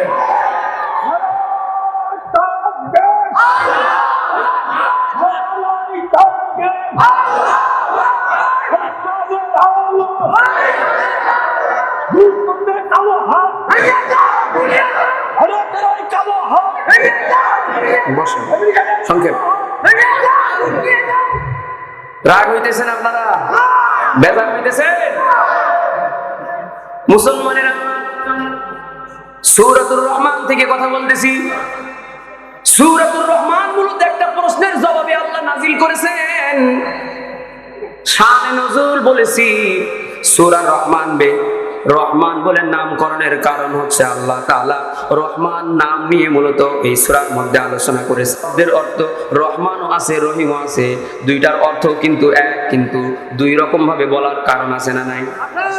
শব্দের অর্থ একই, রহমানও তিনি, রহিমও তিনি, দুইজনই দয়ালু, দুইটা অর্থই দয়ালু। আল্লাহ পরম দয়ালু, কিন্তু অর্থ শব্দ আলাদা করলো, একই অর্থ শব্দ আলাদা, অনর্থক না কারণ আছে? শেষে কইব। কখন কইব? আরেকটু পরে কইব আর কি। এখন আসেন, আল্লাহ তাআলা বলেছেন যে দয়ালু আল্লাহ কোরআন শিখিয়েছি, মানুষ সৃষ্টি করেছি। আগে মানুষ পাঠাইছে না আগে কোরআন শিখাইছে? পাগড়ি নিল কয়জন আজকে? জোরে বলেন। এরা কি জন্ম নেওয়ার আগে হাফেজ হয়ে তারপরে জন্ম নিছে? তাহলে এই মাদ্রাসায় আসার দরকার ছিল কি? একবার বলেন তো আল্লাহু আকবার। আরো জোর দিয়ে বলেন আল্লাহু আকবার। এবার বলেন, এই মাদ্রাসার ছাত্ররা কি হাফেজ হয়ে জন্ম নিছে না জন্মের পরে হাফেজ হয়েছে? কোরআন শিখে জন্মগ্রহণ করছে না জন্মের পরে কোরআন শিখছে? তাহলে যে আল্লাহ তাআলা বলেন আল্লামাল কোরআন খলাকাল ইনসান, রহমান হচ্ছেন তিনি, কোরআন শিখাইছেন, মানুষ বানাইছেন। আগে কোরআন শেখানোর কথা বলেছেন, আগে মানুষ বানানোর কথা বলেছে? আগে বলেছেন কোরআন শেখানোর কথা, আল্লামাল কোরআন, আগে বলেছেন কোরআন শিখাইছি, তারপরে বলছেন খলাকাল ইনসান। কিন্তু আমাদের হিসাব অনুযায়ী বলার দরকার ছিল আর রহমান খলাকাল ইনসান আল্লামাহুল বায়ান। আমাদের হিসাব অনুযায়ী বলার দরকার ছিল মানুষ রহমান রহিম আল্লাহ মানুষ বানাইছে, কোরআন শিখাইছে। কারণে ছাত্ররা আগে জন্ম নিছে, তারপরে কোরআন শিখছে, হাফেজ হয়েছে, ঠিক কিনা? এই ব্যাখ্যা করার মানে হিসাবটা যেহেতু উল্টো হয়ে গেল না, একটু উল্টো নয় বরং ব্যাখ্যা আমি বলবো। ব্যাখ্যা বলার আগে আপনারা যারা ইমানদার তাদের কাছে বোঝা ছাড়া যে আল্লাহ কোনোদিন উল্টো কথা কইতে পারে না, ঠিক কিনা? ব্যাখ্যা পরে আগে আমাদের এক বাক্যে বলতে হবে আল্লাহ কোনোদিন উল্টো কথা বলতে পারে না, বরং আমাদের জানার বোঝার ভুল আছে। রহমানুর রহিম আল্লাহ কোরআন শিখাইছেন, মানুষ বানাইছেন। রহমানুর রহিম আল্লাহ কোরআন শিখাইছেন, মানুষ বানাইছেন। বলেন, রহমানুর রহিম আল্লাহ কোরআন শিখাইছেন, মানুষ বানাইছেন। তিন আয়াতের অর্থ আর কি? প্রথম আয়াতের অর্থ রহমানুর রহিম আল্লাহ, দ্বিতীয় আয়াত হলো কোরআন শিখাইছেন, তৃতীয় আয়াত হলো মানুষ বানাইছেন। বলেন এই তিনটা কথা বলেন। রহমানুর রহিম আল্লাহ কোরআন শিখাইছেন, মানুষ বানাইছেন। বলেন, রহমানুর রহিম আল্লাহ কোরআন শিখাইছেন, মানুষ বানাইছেন। বলেন বলেন, আপনি জোরে বলেন, বলেন, একজন বলেন, একজন বলেন। কি পড়তেছে তখন ধরে? হ্যাঁ বলেন বলেন। ওটা শুনে কথা কে এখন এতক্ষণ কম ছিলেন? আরেকজন বলেন। হ্যাঁ জোরে বলেন, জোরে বলেন, হইতেছে তো। বলেন বাবাজি একটু বলেন। হ্যাঁ, রহমানুর রহিম আল্লাহ কোরআন শিখাইছে, মানুষ বানাইছে। এবার মুখস্থ হয়ে গেল না, বুঝতে সহজ হবে। আজকে আলোচনাও সংক্ষেপ হবে, কিন্তু একটু কঠিন হবে। কোনো সমস্যা আছে? আর 10 মিনিট ওয়াজ করলে কোনো সমস্যা আছে? হ্যাঁ দেই না, আর 10 মিনিট থাকতে পারেন কি দেখি আজকে। আর 10 মিনিট হবে ইনশাআল্লাহ, আছেন তো আমার সাথে? তাহলে বলেন না প্রথম 3টা আয়াতের অর্থ বলেন। প্রথম আয়াতের অর্থ কি? রহমানুর রহিম আল্লাহ বলেন। তারপরে আয়াতের অর্থ কি? কোরআন শিখাইছেন। তারপর অর্থ কি? মানুষ বানাইছেন। এবার বলেন মানুষ বানাইছেন শব্দ আগে না কোরআন শিখাইছেন শব্দ আগে? কোরআন শিখাইছেন শব্দ আগে, মানুষ বানাইছেন শব্দ আগে। কিন্তু আমরা তো বাস্তবে দেখলাম যে আগে মানুষ দুনিয়ায় আসছে, তারপরে আল্লাহ কোরআন শিখাইছে। বাস্তবে দেখলাম আগে, আর পড়লাম তার উল্টোটা। হ্যাঁ হ্যাঁ হ্যাঁ, পড়লাম উল্টো, দেখতেছি আগে। কারণ আছে না নাই? কারণ আছে না নাই? ওয়াদাক্কির ফাইন্না যিকরা তানফাউল মুমিনিন।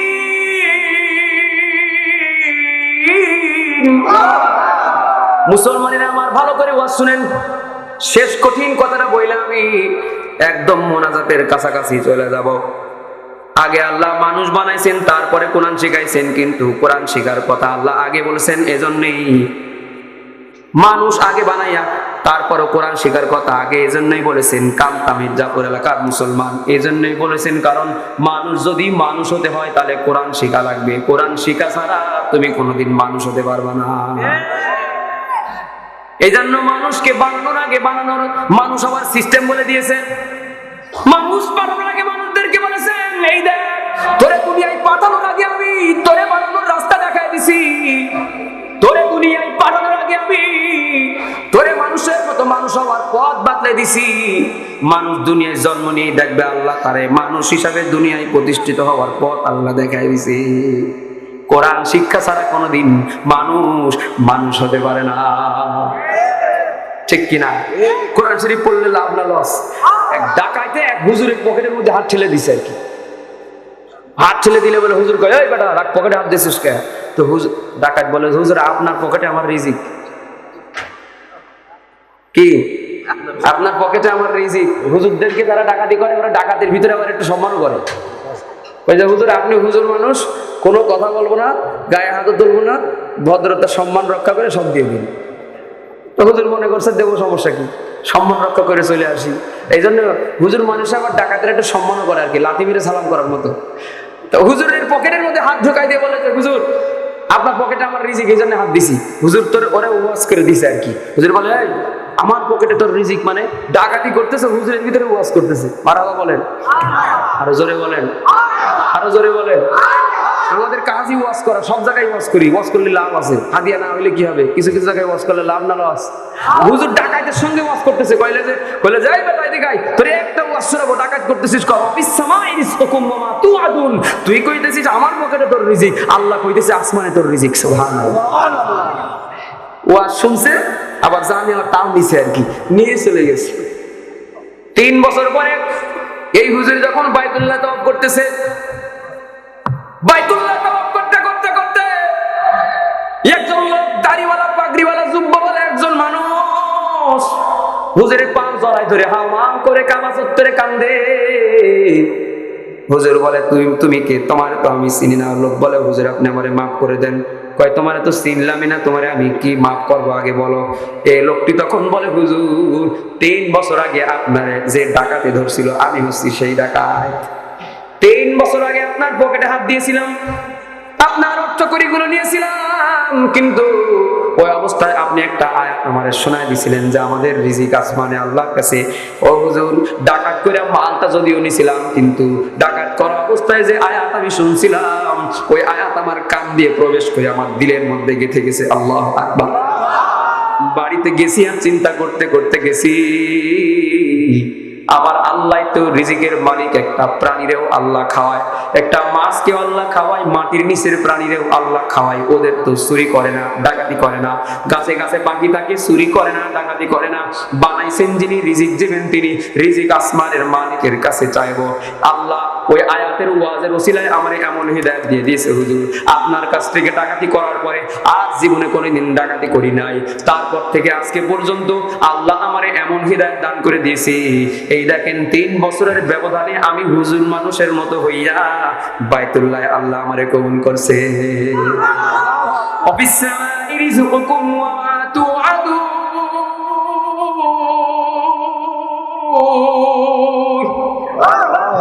বলেন তো কোরআন শরীফ পড়লে লাভ না লস? কোরআন শরীফ যে নিজে পড়ে সেও মানুষ হয়, আর একজনকে পড়ে শোনায় সেও মানুষ হয়। ঠিক কিনা বলেন? আল্লাহ মানুষ বানাইছেন, কোরআন শিখাইছেন, কিন্তু এই কথা না বইলা আগে বলছেন কোরআন শিখাইছেন, মানুষ বানাইছেন।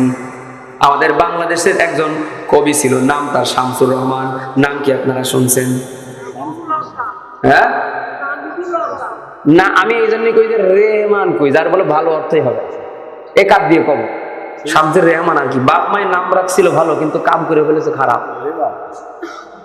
এই লোকটি বলেছিল মসজিদের আযান যখন শুনি তখন আমার মনে হয় বেশ্যা তার খদ্দের ডাকতেছে। এই লোকটি যখন এই কথা বলেছে, তার কথার জবাব আমরা করেছিলাম, কিন্তু আমাদের বুঝতে বাকি নাই যে মানুষ হয়ে দুনিয়ায় আল্লাহ পাঠাইছে, কিন্তু মানুষ হওয়ার বিদ্যার দেখা পায় নাই। ঠিক কিনা?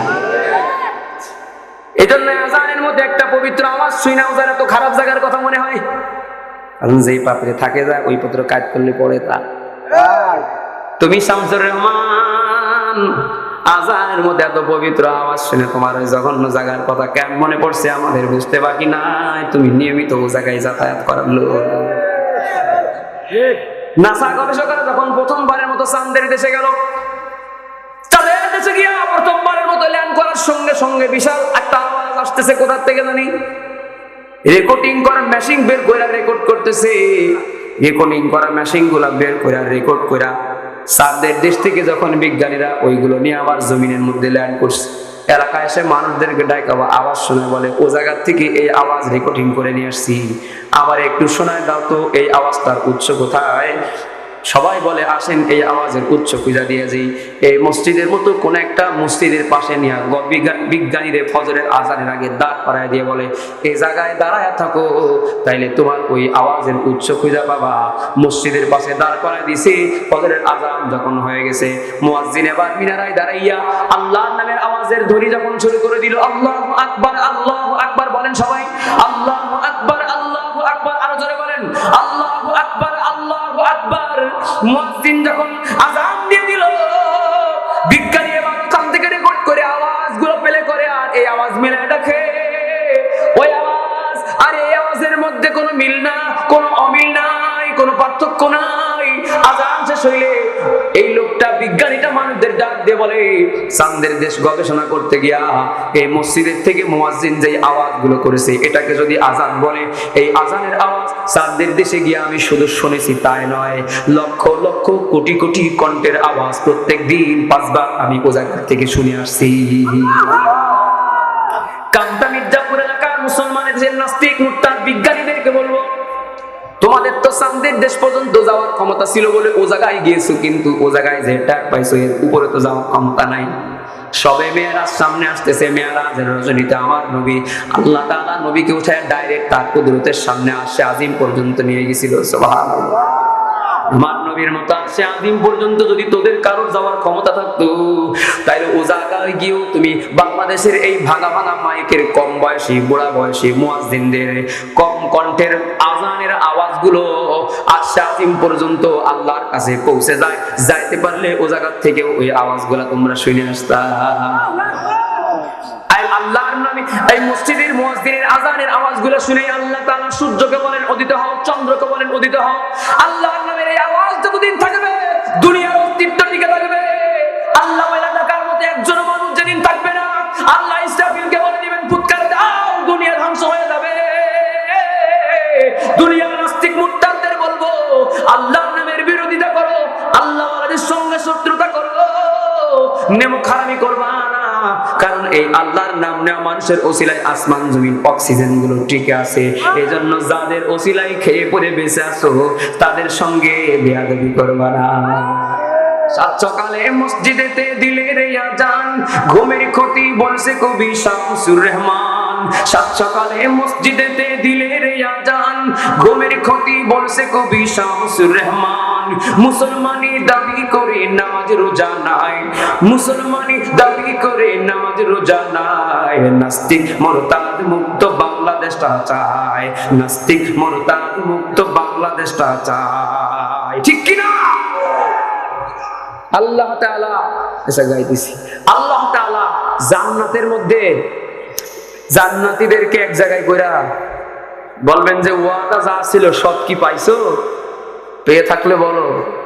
তো সব জান্নাতীরা বলবে আল্লাহ শুধু এই জান্নাতি হতে চান সবাই? দেখি কারা কারা জান্নাতি হতে। যারা দেরি করে হাত উঠাইছে, যারা দেরি করে হাত উঠাইছে আল্লাহ দেখেনি, হাত নামান। চান্স আর একবার দেব, হাত নামান। জান্নাতীদেরকে আল্লাহ জিজ্ঞাসা করবে, ও জান্নাতীরা, জান্নাত দেওয়ার পরে আর কি বুঝে দেওয়ার পরে বলবে তোমরা যা প্রতিশ্রুতি দেওয়া হয়েছিল সব কি পাইছো? জান্নাতীরা কি বলবে শুনেন। ওই জায়গায় তো আপনার একটু উত্তরটা দেওয়া লাগবে। কি আমরা জান্নাতি না? ওই জায়গায় আমাদের উত্তর দেওয়া লাগবে না? মুখস্থ না করলেও দিতে পারবেন, তারপরে বলে দিতেছি আর কি। ওই জায়গায় জান্নাতীরা বলবে আল্লাহ যা পাওয়ার কথা ছিল, আপনার দেওয়ার কথা ছিল আমাদের, শুধু তাই পাইছি তাই না, 97 গুণ বেশি পাইছি।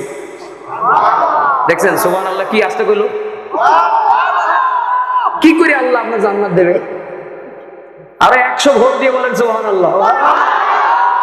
কয় গুণ বেশি পাইছে দেখছেন, কইতে পারলো না। কয় গুণ, কয় গুণ। আল্লাহ বলবেন যে হে জান্নাতীরা, তাইলে তো যাই হোক, যা পাওয়ার ছিল 97 গুণ বেশি পাইছো, তাহলে তো আর তো কিছু চা পাওয়ার নেই। এবার কি ছুটি তো অন্য কাজে মনে কয় যে জান্নাতীরা কয় যে আল্লাহ দাঁড়ান, আমরা আরো কিছু চা পাওয়া আছে কিনা একটু হিসাব করে কই। আগের থেকে আপনি আমাদের এই মানে দাবি দাবার ক্লোজ করে দিয়েন না। যদিও 97 গুণ বেশি পাইছি, যেহেতু অপশন একটা দিচ্ছেন আরো কিছু চাওয়ার আছে কিনা, অপশনটা কতটুকু কাজে লাগাবো। আর জান্নাতি মানুষরা মনে করতেছে যে কি কব, এখন সুযোগ তো পাইলাম, চাবোটা কি? আরে যা চাবো তা তো পাইছি, 97 গুণ বেশি পাইছি, আর চাবেটা কি খুঁজে পাইতেছে না আর কি। এজন্য এবার জান্নাতীদেরকে আল্লাহ নিজেই বলে দেবে, কিরে নেতা কই তোদের নেতা? আরে ভোটের নেতা না মিয়া, আলেম নেতা কই? সেই আলেমদের কাছে খুঁজে প্রশ্ন কর, আলেমরা তোদেরকে দিশা বলে দিবে এখন কি চাওয়া উপযুক্ত। আল্লাহু আকবার বলে। জান্নাতীরা এবার আলেমদের খোঁজ দিয়ে বলবে, হুজুর একটু বলে দেন না, আল্লাহ এই প্রশ্ন করছে জবাবে কি লাগবে? আলেমরা বলবে এর জবাব তো আল্লাহ দুনিয়ায় আলেমদেরকে শিখায় দিছে। সুবহানাল্লাহ। সাধারণ মানুষ জান্নাতীরা মনে করতেছে যা চাওয়া তার থেকে 97 গুণ বেশি পাইছে, আবার কি চাবে আল্লাহই জানে। ইয়ে তো কি লাগে। আলেমরা বলে আল্লাহ, আলেমরা বলে মানুষদেরকে শিখায় দেয় আল্লাহর কাছে বলো, আল্লাহ কোরআন আপনি নাজিল করেছেন সারা জীবন মানুষের কণ্ঠে, আপনার বান্দাদের কণ্ঠে কোরআন শুনছি, আজকে যিনি কোরআন নাজিল করেছেন তার কণ্ঠে আমরা কোরআন শুনতে চাই। মজলিস একটা কায়েম হয়ে যাবে, দাবি কবুল। আল্লাহ নিজেই সভাপতি। আল্লাহু আকবার বলেন। আল্লাহর নবী প্রধান অতিথি, মারহাবা বলেন। বিশেষ অতিথি হযরত দাউদ আলাইহিস সালাম। সুবহানাল্লাহ বলেন। এরা কেউ খুশি না মনে হইতেছে? খুশি? জোরে একটা আল্লাহু আকবার বলেন। আর দাউদ নবীর কণ্ঠ কি? দাউদ নবী যখন জাবুর তেলাওয়াত করত, মাছগুলো উপরে চলে আসতো, পিপিলিকাগুলো থ হয়ে শুনতো, পশু পাখিগুলো পাগলের মতো চেয়ে থাকতো, পাখিগুলো উড়াবাদ দিয়েছে দাউদ নবীর জাবুর তেলাওয়াত শুনতো। ক্ষুধায় মইরা যাইতেছে কিন্তু ক্ষুধার কথা মনে নাই। দাউদ নবীর তেলাওয়াত শুনতে শুনতে শুনতে ক্ষুধা লাগছিল, ক্ষুধার কথা মনে নাই। জাবুর শুনতে শুনতে পাখি মইরা গেছে কিন্তু শোনা বাদ দেয় নাই। আল্লাহ আল্লাহ। তো জাদু মাখা কণ্ঠ। জাবুর ছিল কবিতার মতো ছন্দে ছন্দে নাজিল হওয়া একটা কিতাব। আর দাউদ নবীর কণ্ঠ আল্লাহ দিছিল ওই রকম ছন্দওয়ালা কণ্ঠ। আরে আমার আর কি কণ্ঠ, সলিমুদ্দি কলিমুদ্দি আমরা, আমাদের আর কি কণ্ঠ। দাউদ নবীর ছিল কণ্ঠ, যার সাময়িক একটা সংক্ষিপ্ত বর্ণনা দিলাম। এই বিশেষ অতিথিদেরকে আল্লাহ বলবেন, জাবুর, এই দাউদ তুমি তো সারা জীবন জাবুর তেলাওয়াত করছো, আজকে আমার বান্দাদেরকে কোরআন তেলাওয়াত করে শোনাও। দাউদ নবী যখন জান্নাতি মানুষদেরকে কোরআনুল কারীম তেলাওয়াত করে শোনাবে, এমন একটা কণ্ঠ আল্লাহ দাউদ নবীর দান করবে, কামটা মির্জাপুর এলাকার মুসলমানের কেমনে বুঝাইলে বুঝবেন জানি না। দাউদ নবী যখন কোরআন থেকে তেলাওয়াত করবেন, এক দাউদ নবী তেলাওয়াত করবেন কিন্তু 70 রকমের কণ্ঠ তার মুখ থেকে বের হবে। এই যে দেখতেছেন না, ইকো হইতেছে। হ্যাঁ, তো বাড়ি খেয়ে খেয়ে 2-3 বার শেষ। তা আমার যেই কণ্ঠ, এরকম 70 জনের কণ্ঠ, এক এক জনের কণ্ঠে এক এক সুমিষ্টতা, এরকম একটা কণ্ঠ আল্লাহ দাউদ নবীরে দান করবে। সুবহানাল্লাহ। ওই তেলাওয়াত কারা কারা শুনতেছেন দেই?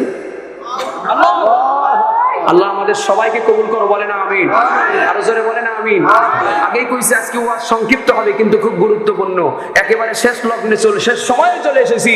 দাউদ নবী বিশেষ অতিথি যখন কোরআন তেলাওয়াত হয়ে যাবে, এবার আল্লাহ বলবেন এর থেকে আরো ভালো তেলাওয়াত শুনবা? কই হ্যাঁ, এর থেকে ভালো তেলাওয়াত শুনবো। তো এবার মুহাম্মদুর রাসূলুল্লাহকে বলবেন প্রধান অতিথি আপনি এবার স্টার্ট করেন। আল্লাহু আকবার। আরে আমাদের সরকার একজন প্রেসিডেন্ট একজন ছিলেন জেনারেল এরশাদ সাহেব। ওনার টাইমে আমেরিকায় একটা কনফারেন্স হয়েছিল, সব ধর্মের মানুষদেরকে ওই জায়গায় দাওয়াত করছিল। তো মুসলমানদের পক্ষ থেকে কারি আব্দুল বাসেতকে পাঠানো হয়েছিল। সুবহানাল্লাহ বলেন। কারি আব্দুল বাসেতকে পাঠানো হয়েছিল। তো কারি আব্দুল বাসেতের টাইম যখন আসছে, এর আগে যারা উঠছে তো তমন কিমি পড়ে আর কি, আমি তো পারি না, ওনারা পড়ে। তো আব্দুল সবাই উঠছে, যিনারা মেনটেন করতেছে পরিচালক উপস্থাপনা, ওরা ঘন্টা নিয়ে বসে আছে যে টাইম হয়ে গেলে টং করে আওয়াজ দেবে, আপনি আপনার পড়া শেষ করেন। তো সবার দেখা যাচ্ছে টাইম হয়ে গেলে নামাই দিচ্ছে, টাইম হয়ে গেলে নামাই দিচ্ছে। আব্দুল বাসেত খান, কারি আব্দুল বাসেত সাহেবের টাইম যখন আসছে, তো উনি উঠা ওনার ঢং করতে করতে লাগছে 1 মিনিট। আরে কারি সাহেবদের ভাব সাব দেখেন না, ওইখানে খানিক ভাব আনবে আর কি, ভিতরে একটা ভাব আনবে আর কি, ভিতরে ভাবটা বানবে, তারপরে কানে আঙুল দেবে, মনে হবে যে বিরাট একটা টান মারবে, কিন্তু না, মেরে দিয়েছে আস্তে। তো কারি আব্দুল বাসেত সাহেব যখন এই মানে তার আইটেম করতে করতে 2-2.5 মিনিট 5 মিনিটের থেকে চলে গেল, মুসলমান যেগুলো বসে আছে বিষ করতেছে, ওরে জিতাব দরকার আমাদের। হিন্দু ধর্মের লোক এত সুন্দর করে, ওই ধর্মের লোক এত ধর্ম করে, আমার ধর্মের লোক গেছে ও 2.5 মিনিট তো ভাব নিতে নিতেই নষ্ট করে দিল। জেতবো কেমনি আমি? মুসলমান গুলো বসে বসে শুধু বিষ করতেছে, কোন লোকে ধরে জায়গায় বসাই দিল রে, ভালো লোক বসাতে ধরেই তার আবার টাইম কাছে লাগে, করতেছে কি লোকটা। এখন এরা রাগে বিষ। আর কারি আব্দুল বাসেত কিছুক্ষণ পরে 2-2.5 মিনিট 3 মিনিটের মাথায় গিয়ে এবার শুধু বলছে বিসমিল্লাহির রহমানির রহিম। আবার যে নাম্বারিং করার জন্য কলম ধরেছিল, ও কলমটা রেখে মনে করছে রাখলাম, কি কলম অলরেডি রাখা হয়ে গেছে। ঘন্টা সুইচ বাদ দিয়ে ভালো করে বসে আছে। আল্লাহু আকবার বলেন। মানে বোঝা গেল যে ওর ঘন্টা দেওয়ার কথা এক বিসমিল্লাহ দিয়ে ভুলে গেছে, কলমের নাম্বার দেওয়ার ব্যক্তি নাম্বার দেওয়ার কথা ভুলে গেছে, কিন্তু কলম রাখা সারা। আল্লাহু আকবার বলেন।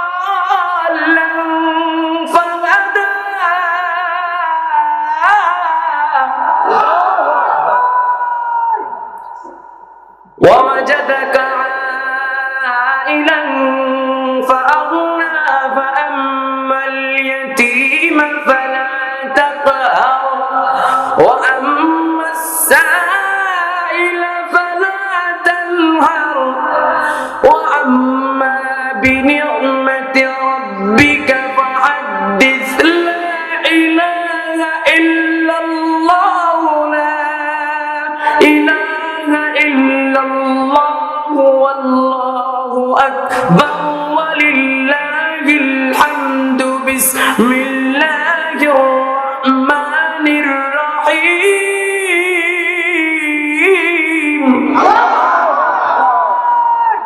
আরে কি এর 5 মিনিট 1 ঘন্টা হয়ে গেছে, ততক্ষণ সময় দিছিল কতটুকু? কখন 1 ঘন্টা পার হয়ে গেছে, পরিচালকেরও ঠিক নেই, দর্শকদের কোনো মাথায় কাজ করেনি। আল্লাহু আকবার।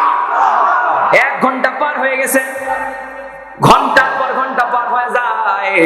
কারি আব্দুল বাসেত যখন বলে দিলেন সাদাকাল্লাহুল মাওলানাল আযীম, সাদাকাল্লাহ যখন পড়ে দিল, আমরা যখন ওয়াজ করি শেষে দেখেন অলরেডি 3টা আমার কাছে চলে আসছে, 3টা গজল গাইতে কইছে। তা আমরা ওয়াজ যদি গজল না আগে যায় তাহলে মোনাজাত তাড়াহুড়ো করে দিল, কয় হুজুর মোনাজাত বাদ দেন, আগে গজল গান দাঁড়ায় যায়। যুবকরা দাঁড়ায় বলে যে হুজুর ওই গজল গান, তো আচ্ছা ওইটা পরে উদাহরণ দিতেছে।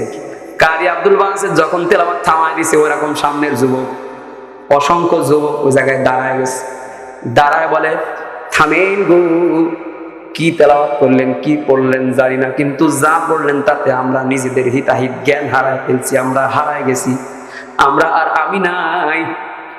আমাদের 5 মিনিট আপনি পড়লেন কেন, আরো কয়েক মিনিট আপনি পড়েন। কারি আব্দুল বাসেত বলে, আমি 5 মিনিট পড়ছি না কয় মিনিট পড়ছি, ঘড়ির দিকে একটু তাকায় দেখো। আল্লাহু আকবার বলেন। তখন ঘন্টাওয়ালা ঘড়ির দিকে তাকায় দেখে, সর্বনাশ, আমার চাকরি থাকবে তো। 5 মিনিট টাইম দেওয়ার কথা ছিল, ঘন্টা পার হয়ে গেল, কিন্তু এর নামতে দেয় না। সামনের লোকদের অনুরোধে কারি আব্দুল বাসেত আবার পড়া শুরু করে দিল। কোরআন যত পড়বে মানুষের মন ভরবে না। জায়গায় দাঁড়াইয়া শত শত মানুষ কোরআন তেলাওয়াত করে, কোনো দাওয়াত লাগে নাই, কোরআন তেলাওয়াত শুনে ইসলাম গ্রহণ করে ফেলেছে। ওয়াইদা তুলিয়াত আলাইহিম আয়াতুহু যাদাতহুম ঈমানা।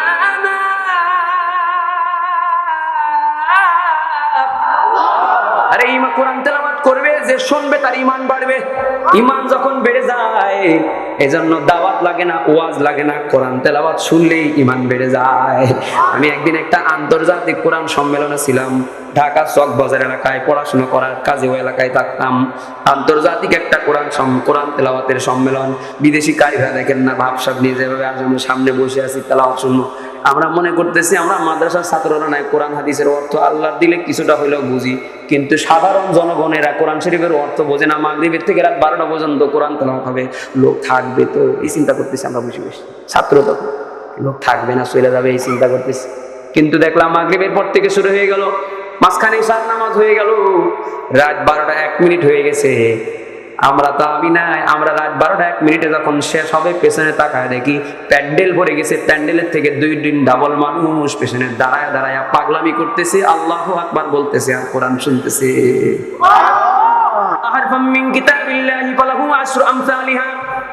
কোরআন শরীফ যে পড়বে আমলনামায় কমপক্ষে 10 নেকি হবে, আর কোরআন শরীফ যে শুনবে তার ঈমান আল্লাহ তাআলা বাড়ায় দেবে। এজন্য আবু জেহেল নবীর বাড়ির কিনারায় প্রত্যেকদিন চুরি করে করে কোরআন তেলাওয়াত শুনতো। যেহেতু খতাম আল্লাহ মোহর লাগায় দিছে, কোনোদিন আর ঈমান তার আনার সুযোগ হবে না, এজন্য ঈমান আনে নাই। কিন্তু কোরআন তেলাওয়াত শুনলে যে একটা শান্তি অনুভব হয়, এই মজা নেওয়ার জন্য নবীর দরজার কিনারায় ঘরের পেছনে দাঁড়ায়া দাঁড়ায়া কোরআন তেলাওয়াত শুনতো, ঠিক কিনা? কামতা মির্জাপুর এলাকার মুসলমান বয়ানের শেষ লগ্নে চলে আসলাম। কারি আব্দুল বাসেতের তেলাওয়াতের যদি এরকম পাওয়ার হয়, কারি আব্দুল বাসেতের তেলাওয়াতের যদি এমন পাওয়ার হয়, তাইলে জান্নাতের মধ্যে আমার নবীর যখন আল্লাহ বলবেন তেলাওয়াত করা শুরু করে দেন, এবার আমার নবী এবার কোরআন শরীফ তেলাওয়াত করা শুরু করে দেবে। আজকে যেই সূরা থেকে আমি আলোচনা করলাম, এই সূরাতুর রহমান, ওই দিন নবী জান্নাতের মধ্যে মানুষদেরকে শোনাবে। আর রহমানু আল্লামাল কুরআন খালাকাল ইনসানা আল্লামাহুল বায়ান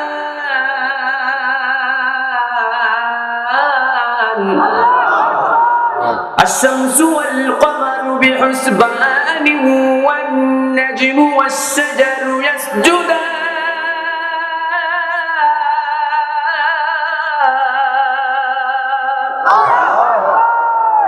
দাউদ নবীর এত কণ্ঠ, এত নাম কাম ছিল, দাউদ নবীর কণ্ঠের এত কারিশমা আপনারা শুনছেন, কিন্তু আমার নবী যখন তেলাওয়াত করলো, দাউদ নবীর থেকে 1000 গুণ সুন্দর কণ্ঠ আমার নবীর হয়ে গেছে। আলহামদুলিল্লাহ, সুবহানাল্লাহ।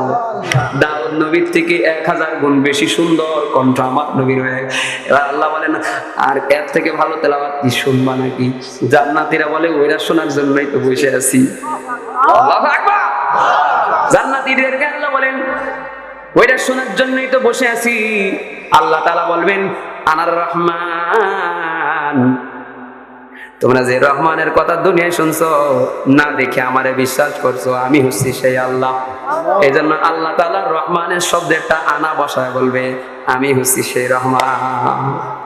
জান্নাতি মানুষেরা জান্নাতে গিয়া ডাইরেক্ট দেখবি, এটা হচ্ছে সেই রহমান, যেই রহমানুর রহিমকে না দেখেই বিশ্বাস করেছি, যেই রহমানুর রহিমের প্রেম ভালোবাসা অন্তরে নিয়া ঠান্ডা পানি দ্বারা ওযু কইরা ফজরের নামাজে দাঁড়ায়া যাইতাম, যেই রহমানুর রহিমের সঙ্গে প্রেম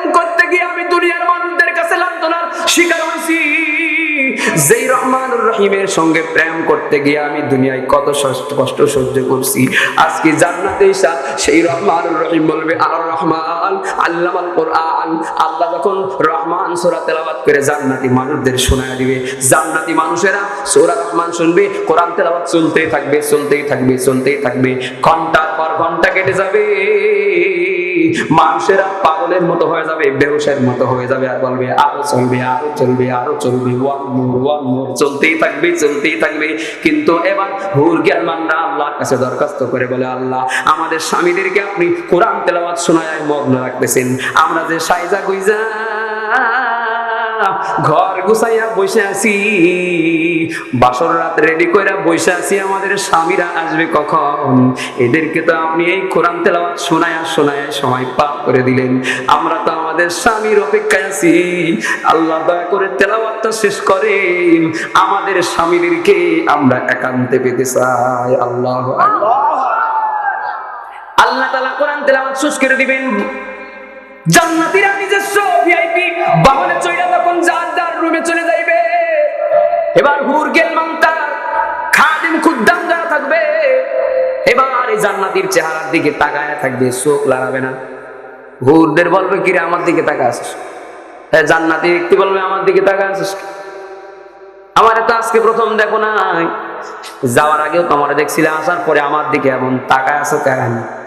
এই জান্নাতের হুরেরা তাদের স্বামীদেরকে বলবে, আল্লাহর কুদরতের সামনে দাঁড়ায় বৈশা যখন আপনারা কোরআন তেলাওয়াত শুনে আসলেন, কোরআন তেলাওয়াত শুনে আসার পরে আপনার চেহারায় যে নূরের ঝলকানি শুরু হয়েছে, এত সুন্দর চেহারা কিন্তু আগে ছিল না, যতই আপনার দেখি ততই মুগ্ধ হয়ে যায়। মুসলমানেরা আমার, এই ছিল সূরাতুর রহমান, এই ছিল জান্নাতের বর্ণনা। এখানে আমরা যতগুলো মানুষ আছি, আল্লাহ আমাদের সবাই সেই জান্নাতে কবুল করে নিক। জোরে বলেন আমিন, আর জোরে দিয়ে বলেন আমিন। এজন্যই আল্লাহ তাআলা রহমানুর রহিম, আল্লাহ কোরআন শিখাইছে, মানুষ বানাইছে, এজন্য গুরুত্ব দেওয়ার জন্য বলেছে যে মানুষ দুনিয়ায় জন্ম নেওয়ার পরে তোর প্রথম কাজ হবে কোরআন শিখাইছে। না, জন্মের আগে তোরে জানাই দিছি যে আমি কোরআন শিখাইছি, আগে তুমি কোরআন শিখবা। সন্তান জন্ম নিয়েছে, পড়ালেখা করার বয়স হয়েছে, নো এবিসিডি শিখাবেন কিন্তু আগে না, ওয়া শিখাবেন কিন্তু আগে না, 1 2 3 শিখাবেন কিন্তু আগে না। আগে শিখান তোমার আল্লাহকে, তোমার রাসূলকে, আগে মসজিদ কোনটা, মাদ্রাসা কোনটা, আলিফ বাতা ঠিক কিনা বলেন। সন্তানকে এইটা আগে শিখাতে হবে। রহমান সূরা আমাদেরকে এটাই শিক্ষা দিয়েছে। একটা উদাহরণ দিয়ে আমি শেষ করব। আল্লাহর একজন নবী ছিলেন হযরত মুসা কালিমুল্লাহ। আমরা তো জান্নাতে গিয়ে আল্লাহর সঙ্গে দেখা করতে চাই, কিন্তু মুসা নবী দুনিয়ায় বসে আল্লাহর সঙ্গে অডিও কলে কথা কইতো। সুবহানাল্লাহ বলেন, আর জোরে বলেন। তুমি মুসার সঙ্গে কইলা কথা, মুসার সঙ্গে কইলা কথা, তোর পাহাড়ে নিয়া, আর কত কাল কাঁদবো মাবুদ তোমার দিদার পানে চাইয়া, আশায় আশায় জানো গেল খোদা না চাইলা ফিরিয়া, আর কত কাল কাঁদবো মাবুদ তোমার দিদার পানে চাইয়া। আল্লাহু আকবার বলেন। কামতা মির্জাপুর এলাকার মুসলমান মুসা নবী কবরের পাশ দিয়ে হেঁটে যায়, অন্তরের চোখ দিয়ে দেখে কবরের মধ্যে আযাব হইতেছে। আল্লাহু আকবার বলেন।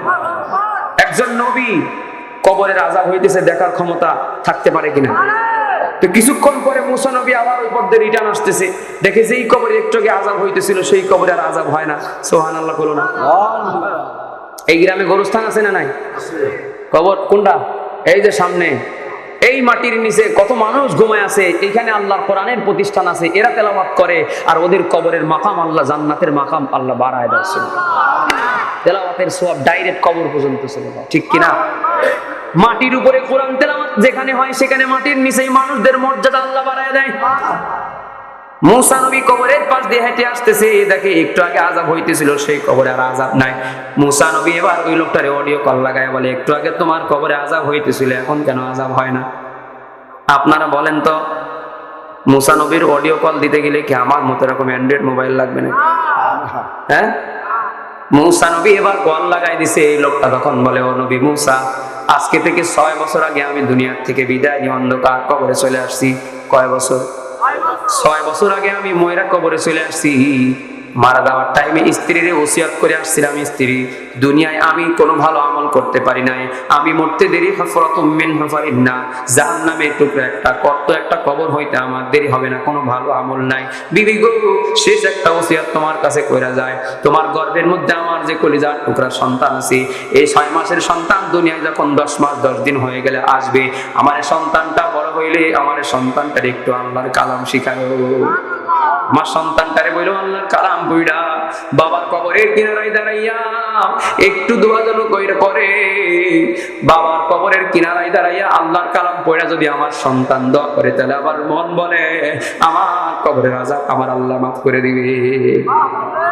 এই লোকটি তখন বলে, ও নবী মুসা, গতকালকে আমার সন্তান প্রাপ্তবয়স্ক যখন 5-6 বছর বয়স হয়েছে, আমার স্ত্রী সন্তানটারে কোলে করে নিয়ে মক্তবে গিয়েছে। প্রথম দিন ক্লাস করার পরে সন্তানটারে কোলে করে নিয়ে আমার সন্তানটারে কোলে করে নিয়ে আমার স্ত্রী গোরস্থানে আমার কবরের কিনারায় মাথার গোড়ায় দাঁড় করা দিয়ে ওর মা করে বলে, এই যে তোমার বাবার কবর, সারা জীবন বাবা বাবা বলে তুমি আমার কাছে বাবা খুঁজেছো, কিন্তু আমি তোমার একটা বাবা দিতে পারে নাই। যে সন্তান দুনিয়ায় আসার পরে ছোট বয়সে অথবা দুনিয়ায় আসার আগে নিজের বাবা হারাইছে, এ সন্তান জানে একটা বাবা হাজির দুনিয়া কত কত কঠিন। এই জন্য আমার কলিজার টুকরা মুসলমানেরা, আমার এই সন্তান যখন বাবার কবরের কিনারায় দাঁড়াইয়া পরিচয় পাইছে যে এটা আমার বাবার কবর, নাবালেক সন্তান মায়ের কথা অনুযায়ী 2 হাত উঠাইয়া বাবার জন্য আর কি দোয়া করবে, দোয়া কি জিনিস তাও বোঝে না। মা বলে যেটা শিখে আসছো শুধু ওইটাই পড়ো। আমার আগের বক্তা যে বিসমিল্লাহর আমল শিখাইছে, এই বিসমিল্লাহ শুধু আমাদের জামানায় নাই, আল্লাহর নামের আমল শুরু থেকে আসতেছে। তো এই সন্তান প্রথম ক্লাসে বিসমিল্লাহ শিখে আসছে, মায়ের বাবার কবরের কিনারায় দাঁড়াইয়া যে বিসমিল্লাহ শিখে আসছে, বাবার কবরের কিনারায় দাঁড়াইয়া বলে বিসমিল্লাহির রহমানির রহিম, বিসমিল্লাহির রহমানির রহিম, পরম করুণাময় অতি দয়ালু আল্লাহর নামে শুরু করছি, পরম করুণাময় অতি দয়ালু আল্লাহর নামে শুরু করছি। আল্লাহ তাআলা ফেরেশতাদের বলেন, ও ফেরেশতারা, দুনিয়ায় এটা কি ঘটনা ঘটতেছে, একটা নাবালিক নিষ্পাপ সন্তান আমার নাম পড়ে পড়ে বলে আমি নাকি পরম করুণাময়, আমি নাকি অতি দয়ালু। আমি আল্লাহ কেমন পরম করুণাময়, আমি আল্লাহ কেমন দয়ালু যে এখন ওর বাবার কবরে আমি আযাব দিতেছি। তাড়াতাড়ি যাও, ওর বাবার কবরের আযাব আমি মাফ করে দিলাম, জান্নাতে একটা বিছানা বিছায় দাও, ওর বাবার কবরটা জান্নাতের বাগান বানায় দিলাম। সুবহানাল্লাহ। কোরআন শিখাও ছেলে মেয়েদের, ও হে মুসলমান, কোরআন শিখাও ছেলে মেয়েদের, ও হে মুসলমান, জান কবজের সময় তোমার হইবে রে আসান, জান কবজের সময় তোমার হইবে রে আসান, ঠিক কিনা? ও কামতা মির্জাপুর এলাকার মুসলমান, দুনিয়া থেকে তো চইলাই যাব, আজকে 6 জন ছেলে কোরআনের হাফেজ হয়ে পাগড়ি নিছে, এরকম অন্তত একটা সন্তান আপনার গড়ে যাওয়া লাগবে। আজ থেকে বহু বছর আগে 2010 সালে আমার উস্তাদ মরহুম আইনুদ্দিন আল আজাদ রহমতুল্লাহ আলাইহি মর্মান্তিক সড়ক দুর্ঘটনার মাধ্যমে কিন্তু দুনিয়ার থেকে বিদায় নিয়ে চলে গেছে। আল্লাহর এই বান্দা এই বাংলাদেশের এই প্রান্ত থেকে ওই প্রান্ত সবর করতো, রাত দিন কোনো মানামানি নাই, গ্রামের জামাই ছিল কিন্তু আসার টাইম নাই, এই প্রান্ত থেকে ওই প্রান্ত ছুটে ছুটে এইভাবে দুনিয়ায় যতদিন ছিল ছুটতে ছুটতে ছুটতে একবারে ডাইরেক্ট আল্লাহর কাছে চলে গেল। আহত হইয়া লোকটারে যখন হাসপাতালের মধ্যে নিছে, হাসপাতালের অপারেশন থিয়েটারে যখন ডাক্তারেরা অপারেশন করে সেন্সলেস করবে, আল্লাহর বান্দা তখন বলে, ডাক্তার সাহেব আর টাইম নাই, আমারে আর আপনি অপারেশন করেন না, আমার সেন্সলেস করবেন না। কিছুক্ষণ তেলাওয়াত দোয়া দরুদ জিকির করছে, তারপরে জিকিরের মাধ্যমে আইনুদ্দিন আল আজাদ রহমতুল্লাহকে আল্লাহ দুনিয়ার থেকে নিয়ে গেছে। বলেন না সুবহানাল্লাহ। অ্যাক্সিডেন্ট করে এমন জায়গায় পড়েছিল, নাটোরের লালপুরে এমন জায়গায় অ্যাক্সিডেন্ট করে পড়েছিল একেবারে ভোরে 6টার সময়। ওই সময় রাস্তায় কোনো লোক না, একটা মোড়ের মধ্যে রাস্তার গাড়ির সঙ্গে মুখোমুখি সংঘর্ষ। ড্রাইভারটা পাশে বসা ছিল, উনি নিজে ড্রাইভ করতেছিলেন, পাশে বসা ড্রাইভার জায়গায় দুনিয়ার থেকে বিদায় নিয়েছে, কিন্তু আইনুদ্দিন আল আজাদ রহমতুল্লাহ আলাইহি দুনিয়ার থেকে তখনও বিদায় নাই। সামনের থেকে এমন জোরে চাপ দিছে, পেটের সঙ্গে এমন ধরে ঠাসা দিয়ে ধরে রাখছে যে পেটের নাড়ি ভুড়ি সহ পেটের মধ্যে তরল পদার্থ যা আছে সবকিছু অলরেডি নাক মুখ দিয়ে বের হয়ে গেছে, বেঁচে থাকার মতো কোনো সুযোগ নাই। হঠাৎ করে বাড়ির থেকে দাও অথবা কাশি নিয়ে একজন মাঠের মানুষ, কৃষক মানুষ মাঠের দিকে যাইবে, দেখি মাঠে যাওয়া লোকটা সকালে দেখে গাড়ি একটা অ্যাক্সিডেন্ট হয়ে পড়ে আছে, আর গাড়ির মধ্যে থেকে আল্লাহ আল্লাহ নামের জিকিরের আওয়াজ আসতেছে। গাড়ির কাছে গিয়ে দেখে একজন আলেম ড্রাইভারের সিটে অ্যাক্সিডেন্ট করে বসা আল্লাহ আল্লাহ বলে বলে জিকির করে। কত সুন্দর একটা মরণ আল্লাহ তারে দিয়ে দিল নিজে হাতে কইরা। আমরা কিন্তু তার বাড়ির গোরস্থানে দাফন করে আসছি। দুনিয়ার থেকে যখন বিদায় নিয়েছেন নাবালেক দুইটা সন্তান রেখে গিয়েছিল, আজকে তার কলিজার টুকরা সন্তানটাও কিন্তু কোরআনের হাফেজ হয়ে গেছে, কিন্তু দুনিয়ায় দেখে যেতে পারে নাই। বাবা হিসাবে একজন বাবা যখন দেখবে তার সন্তানটা কোরআনের হাফেজ হইয়া পাগড়ি পইরা জান্নাতি একটা লেবাস নিয়ে দাঁড়া আছে, একজন মায়ের কাছে একজন বাবার কাছে একটা সারা জীবনের অপেক্ষা করার একটা সময়। কিন্তু মরহুম মাইনুদ্দিন আল আজাদ সন্তান জন্ম দিল,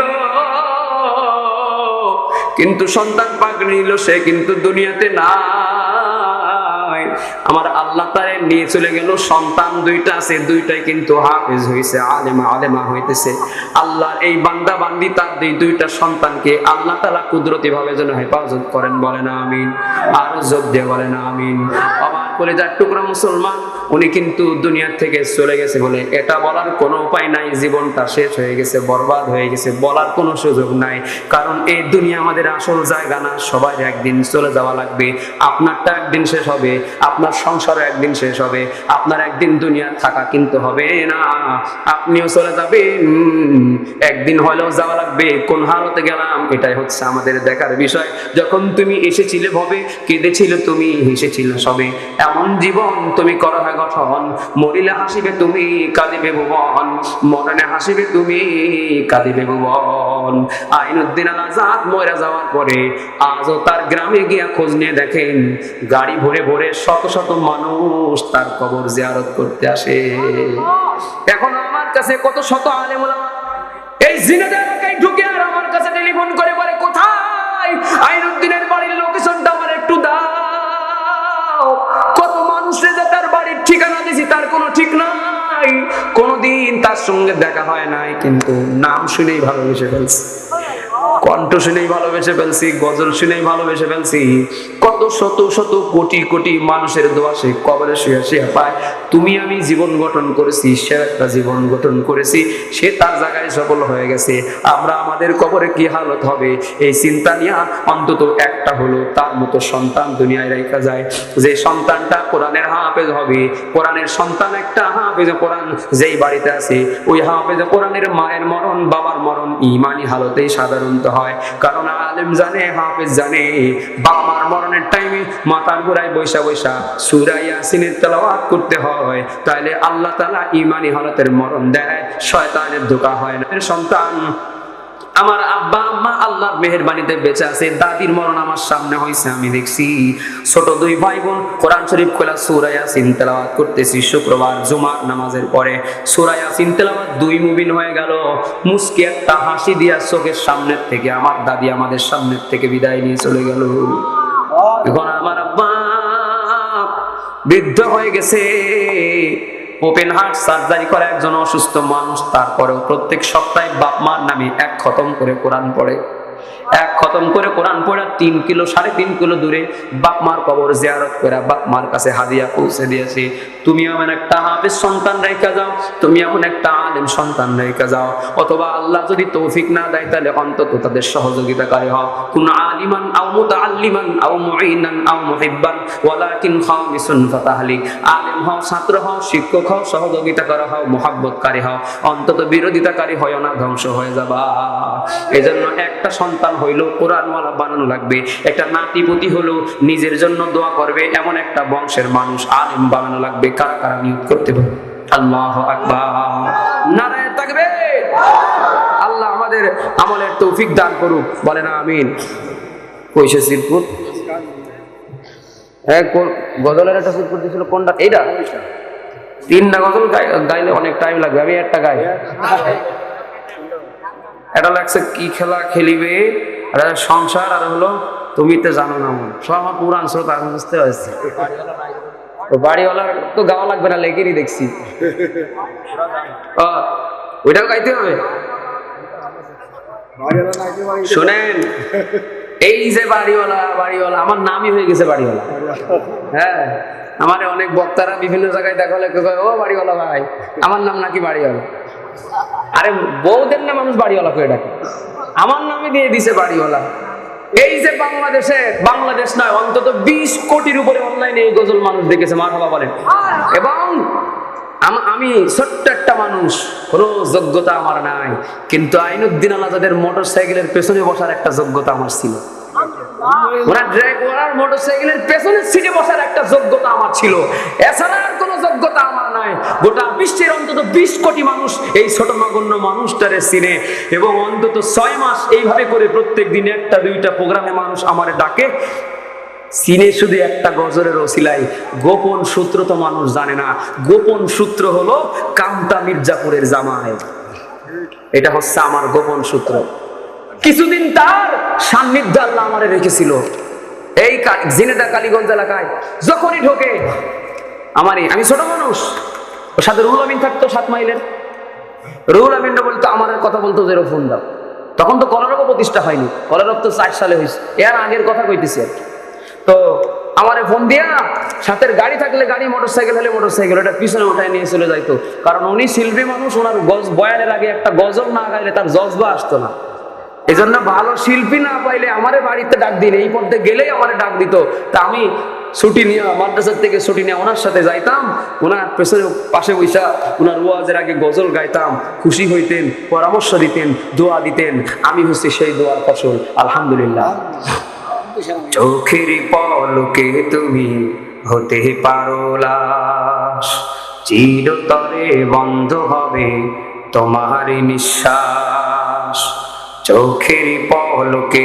তুমি হতে পারো লাশ চিরতরে বন্ধ হবে তোমার নিঃশ্বাস হবে আলম তোমারি নাম মসজিদের মাইকে হবে আলম তোমারি নাম মসজিদের মাইকে বাড়িওয়ালা নাই রে বাড়ি নাই রে দুনিয়াতে বাড়িওয়ালা নাই রে বাড়ি নাই রে দুনিয়াতে বাড়িওয়ালা নাই রে বাড়ি নাই রে দুনিয়াতে বাড়িওয়ালা নাই রে বাড়ি নাই রে দুনিয়াতে তোমার ভয়ে থাকতো মানুষ ছিল বাহাদুরি ভাবনি হাওয়ায় ওড়া তুমি যে রঙিন ঘুড়ি তোমার ভয়ে থাকতো মানুষ ছিল বাহাদুরি ভাবনি হাওয়ায় ওড়া তুমি যে রঙিন ঘুড়ি সুতোয় টান দিলে মালি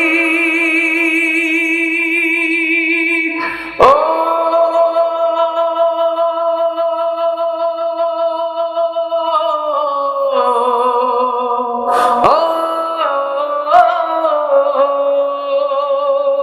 সুতোয় টান দিলে মালিক পারবে না থাকিতে বাড়িওয়ালা নাই রে বাড়ি নাই রে দুনিয়াতে বাড়িওয়ালা নাই রে বাড়ি নাই রে দুনিয়াতে যাদের সাথে চলতে তুমি থাকতে দিবানিশি জানা যায় শরীক হবে তোমার প্রতিবেশী যাদের সাথে চলতে তুমি থাকতে দিবানিশি জানা যায় শরীক হবে তোমার প্রতিবেশী স্বজনেরা নিয়ে যাবে ও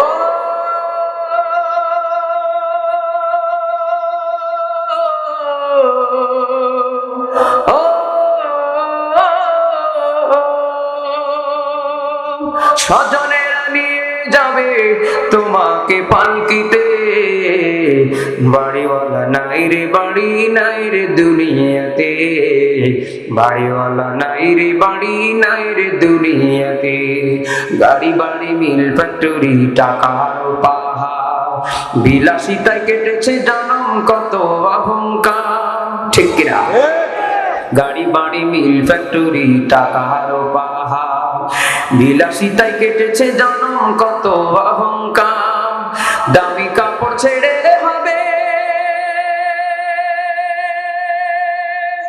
ও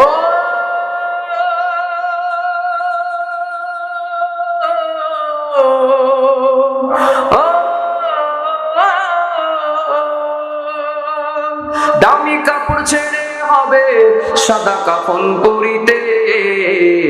বাড়িওয়ালা নাই রে বাড়ি নাই রে দুনিয়াতে, বাড়িওয়ালা নাই রে বাড়ি নাই রে দুনিয়াতে, বাড়িওয়ালা নাই রে বাড়ি নাই রে দুনিয়াতে, বাড়িওয়ালা নাই রে বাড়ি নাই রে দুনিয়াতে, বাড়িওয়ালা নাই রে বাড়ি নাই রে দুনিয়াতে, বাড়িওয়ালা নাই রে বাড়ি নাই রে দুনিয়াতে। আচ্ছা কয় তারিখ? কি দিবস? হ্যাঁ এইটা কন কি দিবস? ভালোবাসা দিবস। আর যারা বৈধ ভালোবাসা করে তাদের ভালোবাসার দিবস টিবস লাগে না, ঠিক কিনা? হ্যাঁ ভালোবাসা প্রতিদিন বৈধ জায়গায়, ঠিক কিনা বলেন? আমাদের অন্তরে ভালোবাসা আছে বলে আমরা আজান শুনে মসজিদে যাই, আমাদের অন্তরে ভালোবাসা আছে বলেই আমরা ওয়াজ মাহফিলে আসছি। এটা হচ্ছে কোরআনের ভালোবাসা, ওইটা হচ্ছে আল্লাহর নামের ভালোবাসা, ঠিক কিনা বলেন? আমাদের অন্তরে ভালোবাসা আছে বলেই আমরা যখন কোন হাই স্কুল আর প্রাইমারি স্কুলের টিচারের চেয়ারে বসে অথবা কোন নেতার জায়গায় বসে আমার নবী অথবা আমার মা আয়েশা সিদ্দিকাকে নিয়ে কটূক্তি করে, তখন আমরা জানমালের মালা ভুইলা মাথায় কাপড় বেঁধে রাস্তায় নেমে যাই। ভালোবাসা আছে বিধায় ধরে বলেন, ঠিক কিনা? আমাদের অন্তরে ভালোবাসা আছে।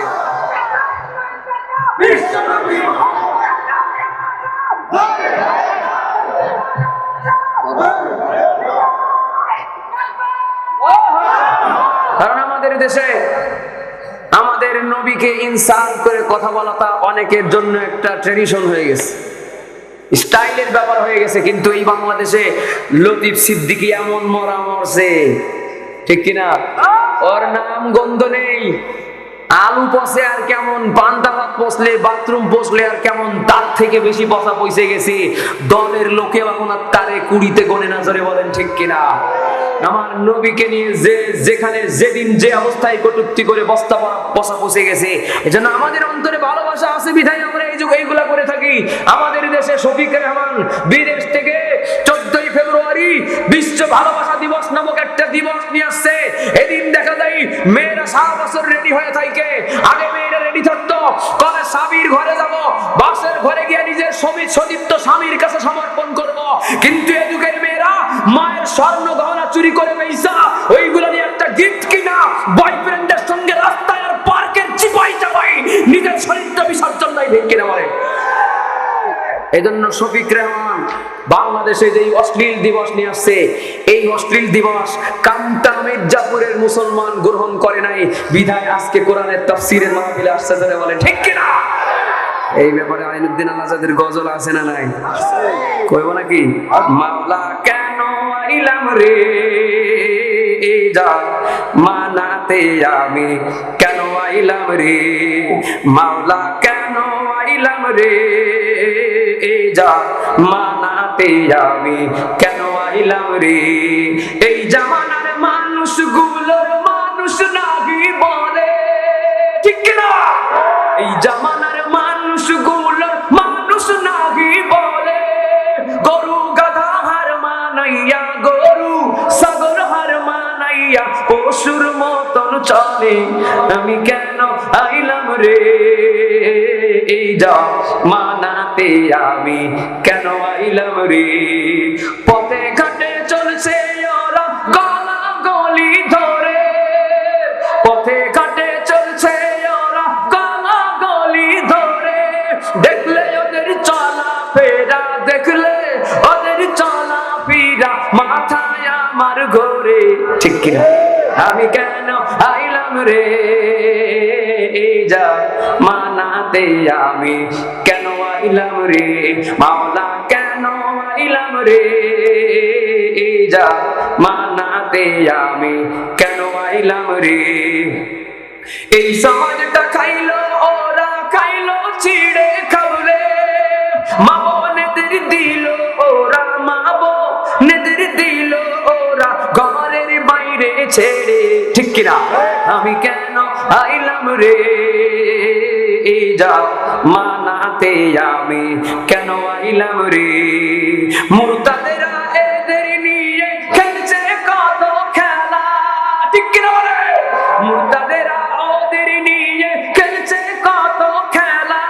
সম অধিকারের নামে, সম অধিকারের নামে লম্পটদের মেলা, আমি কেন আইলাম রে এই মানাতে, আমি কেন আইলাম রে মাওলা, কেন আইলাম রে এই মানাতে, আমি কেন আইলাম রে মাওলা, কেন আইলাম রে এই মানাতে, আমি কেন আইলাম রে। এবার আমার ছুটি 12টা বেজে গেছে, মোনাজাত হবে তো। মুরব্বীরা অনেকে তো মাজায় ব্যথা শুরু হয়েছে, আপনারা জানেন তা?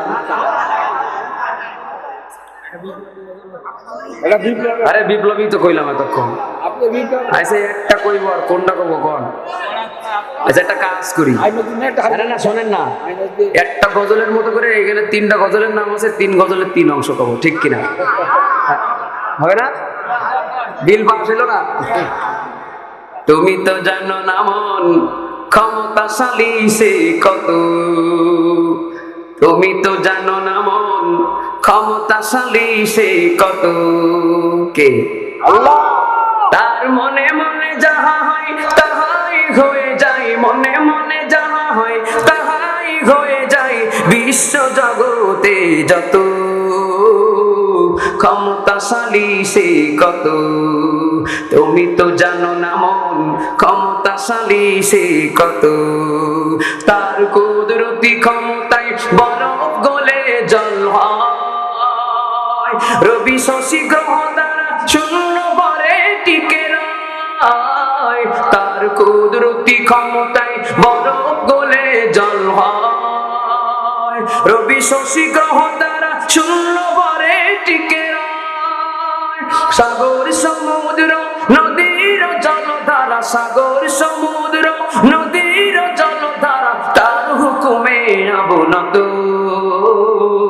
ক্ষমতাশালী সে কত, তুমি তো জানো না মন ক্ষমতাশালী সে কত, ঠিক কিনা বলেন?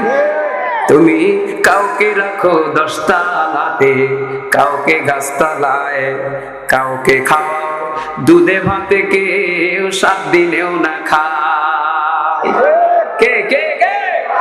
তুমি কাউকে রাখো 7 তলাতে, কাউকে গাছতলায়, কাউকে খাওয়াও দুধে ভাতে, কেউ 7 দিনেও না খায়, কাউরে হাসাও কাউরে কাঁদাও জগত সংসারে, তোমার কুদরতের খেলা কে বুঝিতে পারে রে, কি খেলা খেলিছো দয়াল রে,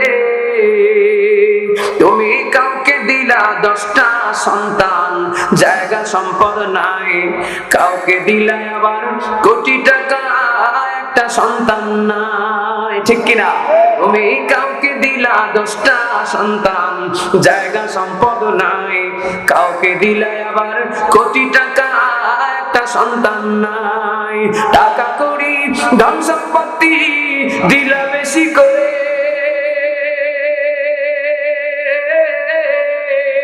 কিন্তু মরার পরে কান্দে করে কবরে নামাবে কে তারে, কি খেলা খেলিছো দয়াল রে, তুমি নির্দোষী রে রাখো দয়াল এভাবে জেলখানায়, আবার অপরাধ করিয়া কেহ ঘুরে সর্বদা, শয়তান সন্ত্রাসী মস্তান গর্থদার ক্যাসিনো সম্রাট, হাজারো অপরাধীর মামলা মোকদ্দমা নিয়ে জেলে যায়, কিন্তু কয়দিন পরে জামায়াত করে আবার তাদের ছেড়ে দেওয়া হয়। কিন্তু বাংলাদেশের অন্তত 2 থেকে 3 হাজার আলেম উলামারা কোরআন বুকে নিয়ে জেলখানার ঠান্ডা মাটির উপরে কনকনে শীতে কাঁপতেছে, ওরে আলেম কাঁপে না, আল্লাহর আরশ কাঁপা উঠেছে। তুমি 2023 সালে বাংলাদেশের দুর্ভিক্ষ দূর করার প্ল্যান করতেছো, দুর্ভিক্ষ দূর হবে না হাদিসের ভাষ্য অনুযায়ী, আলেমদেরকে ছাইরা দেন, বাংলাদেশে 23 সালে দুর্ভিক্ষ আসবে না, ধরে বলেন ঠিক কিনা? তুমি নির্দোষ রাখো দয়াল এভাবে জেলখানায়, আবার অপরাধ করিয়া কেহ ঘুরে সর্বদাই নদীর এপার ভাঙ্গ অপার গর, এই কি তোমার খেলা?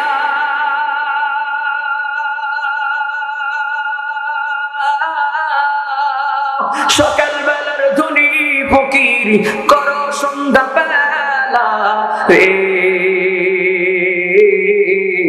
কি খেলা খেলিছ দয়াল রে, কি খেলা খেলিছ দয়াল রে।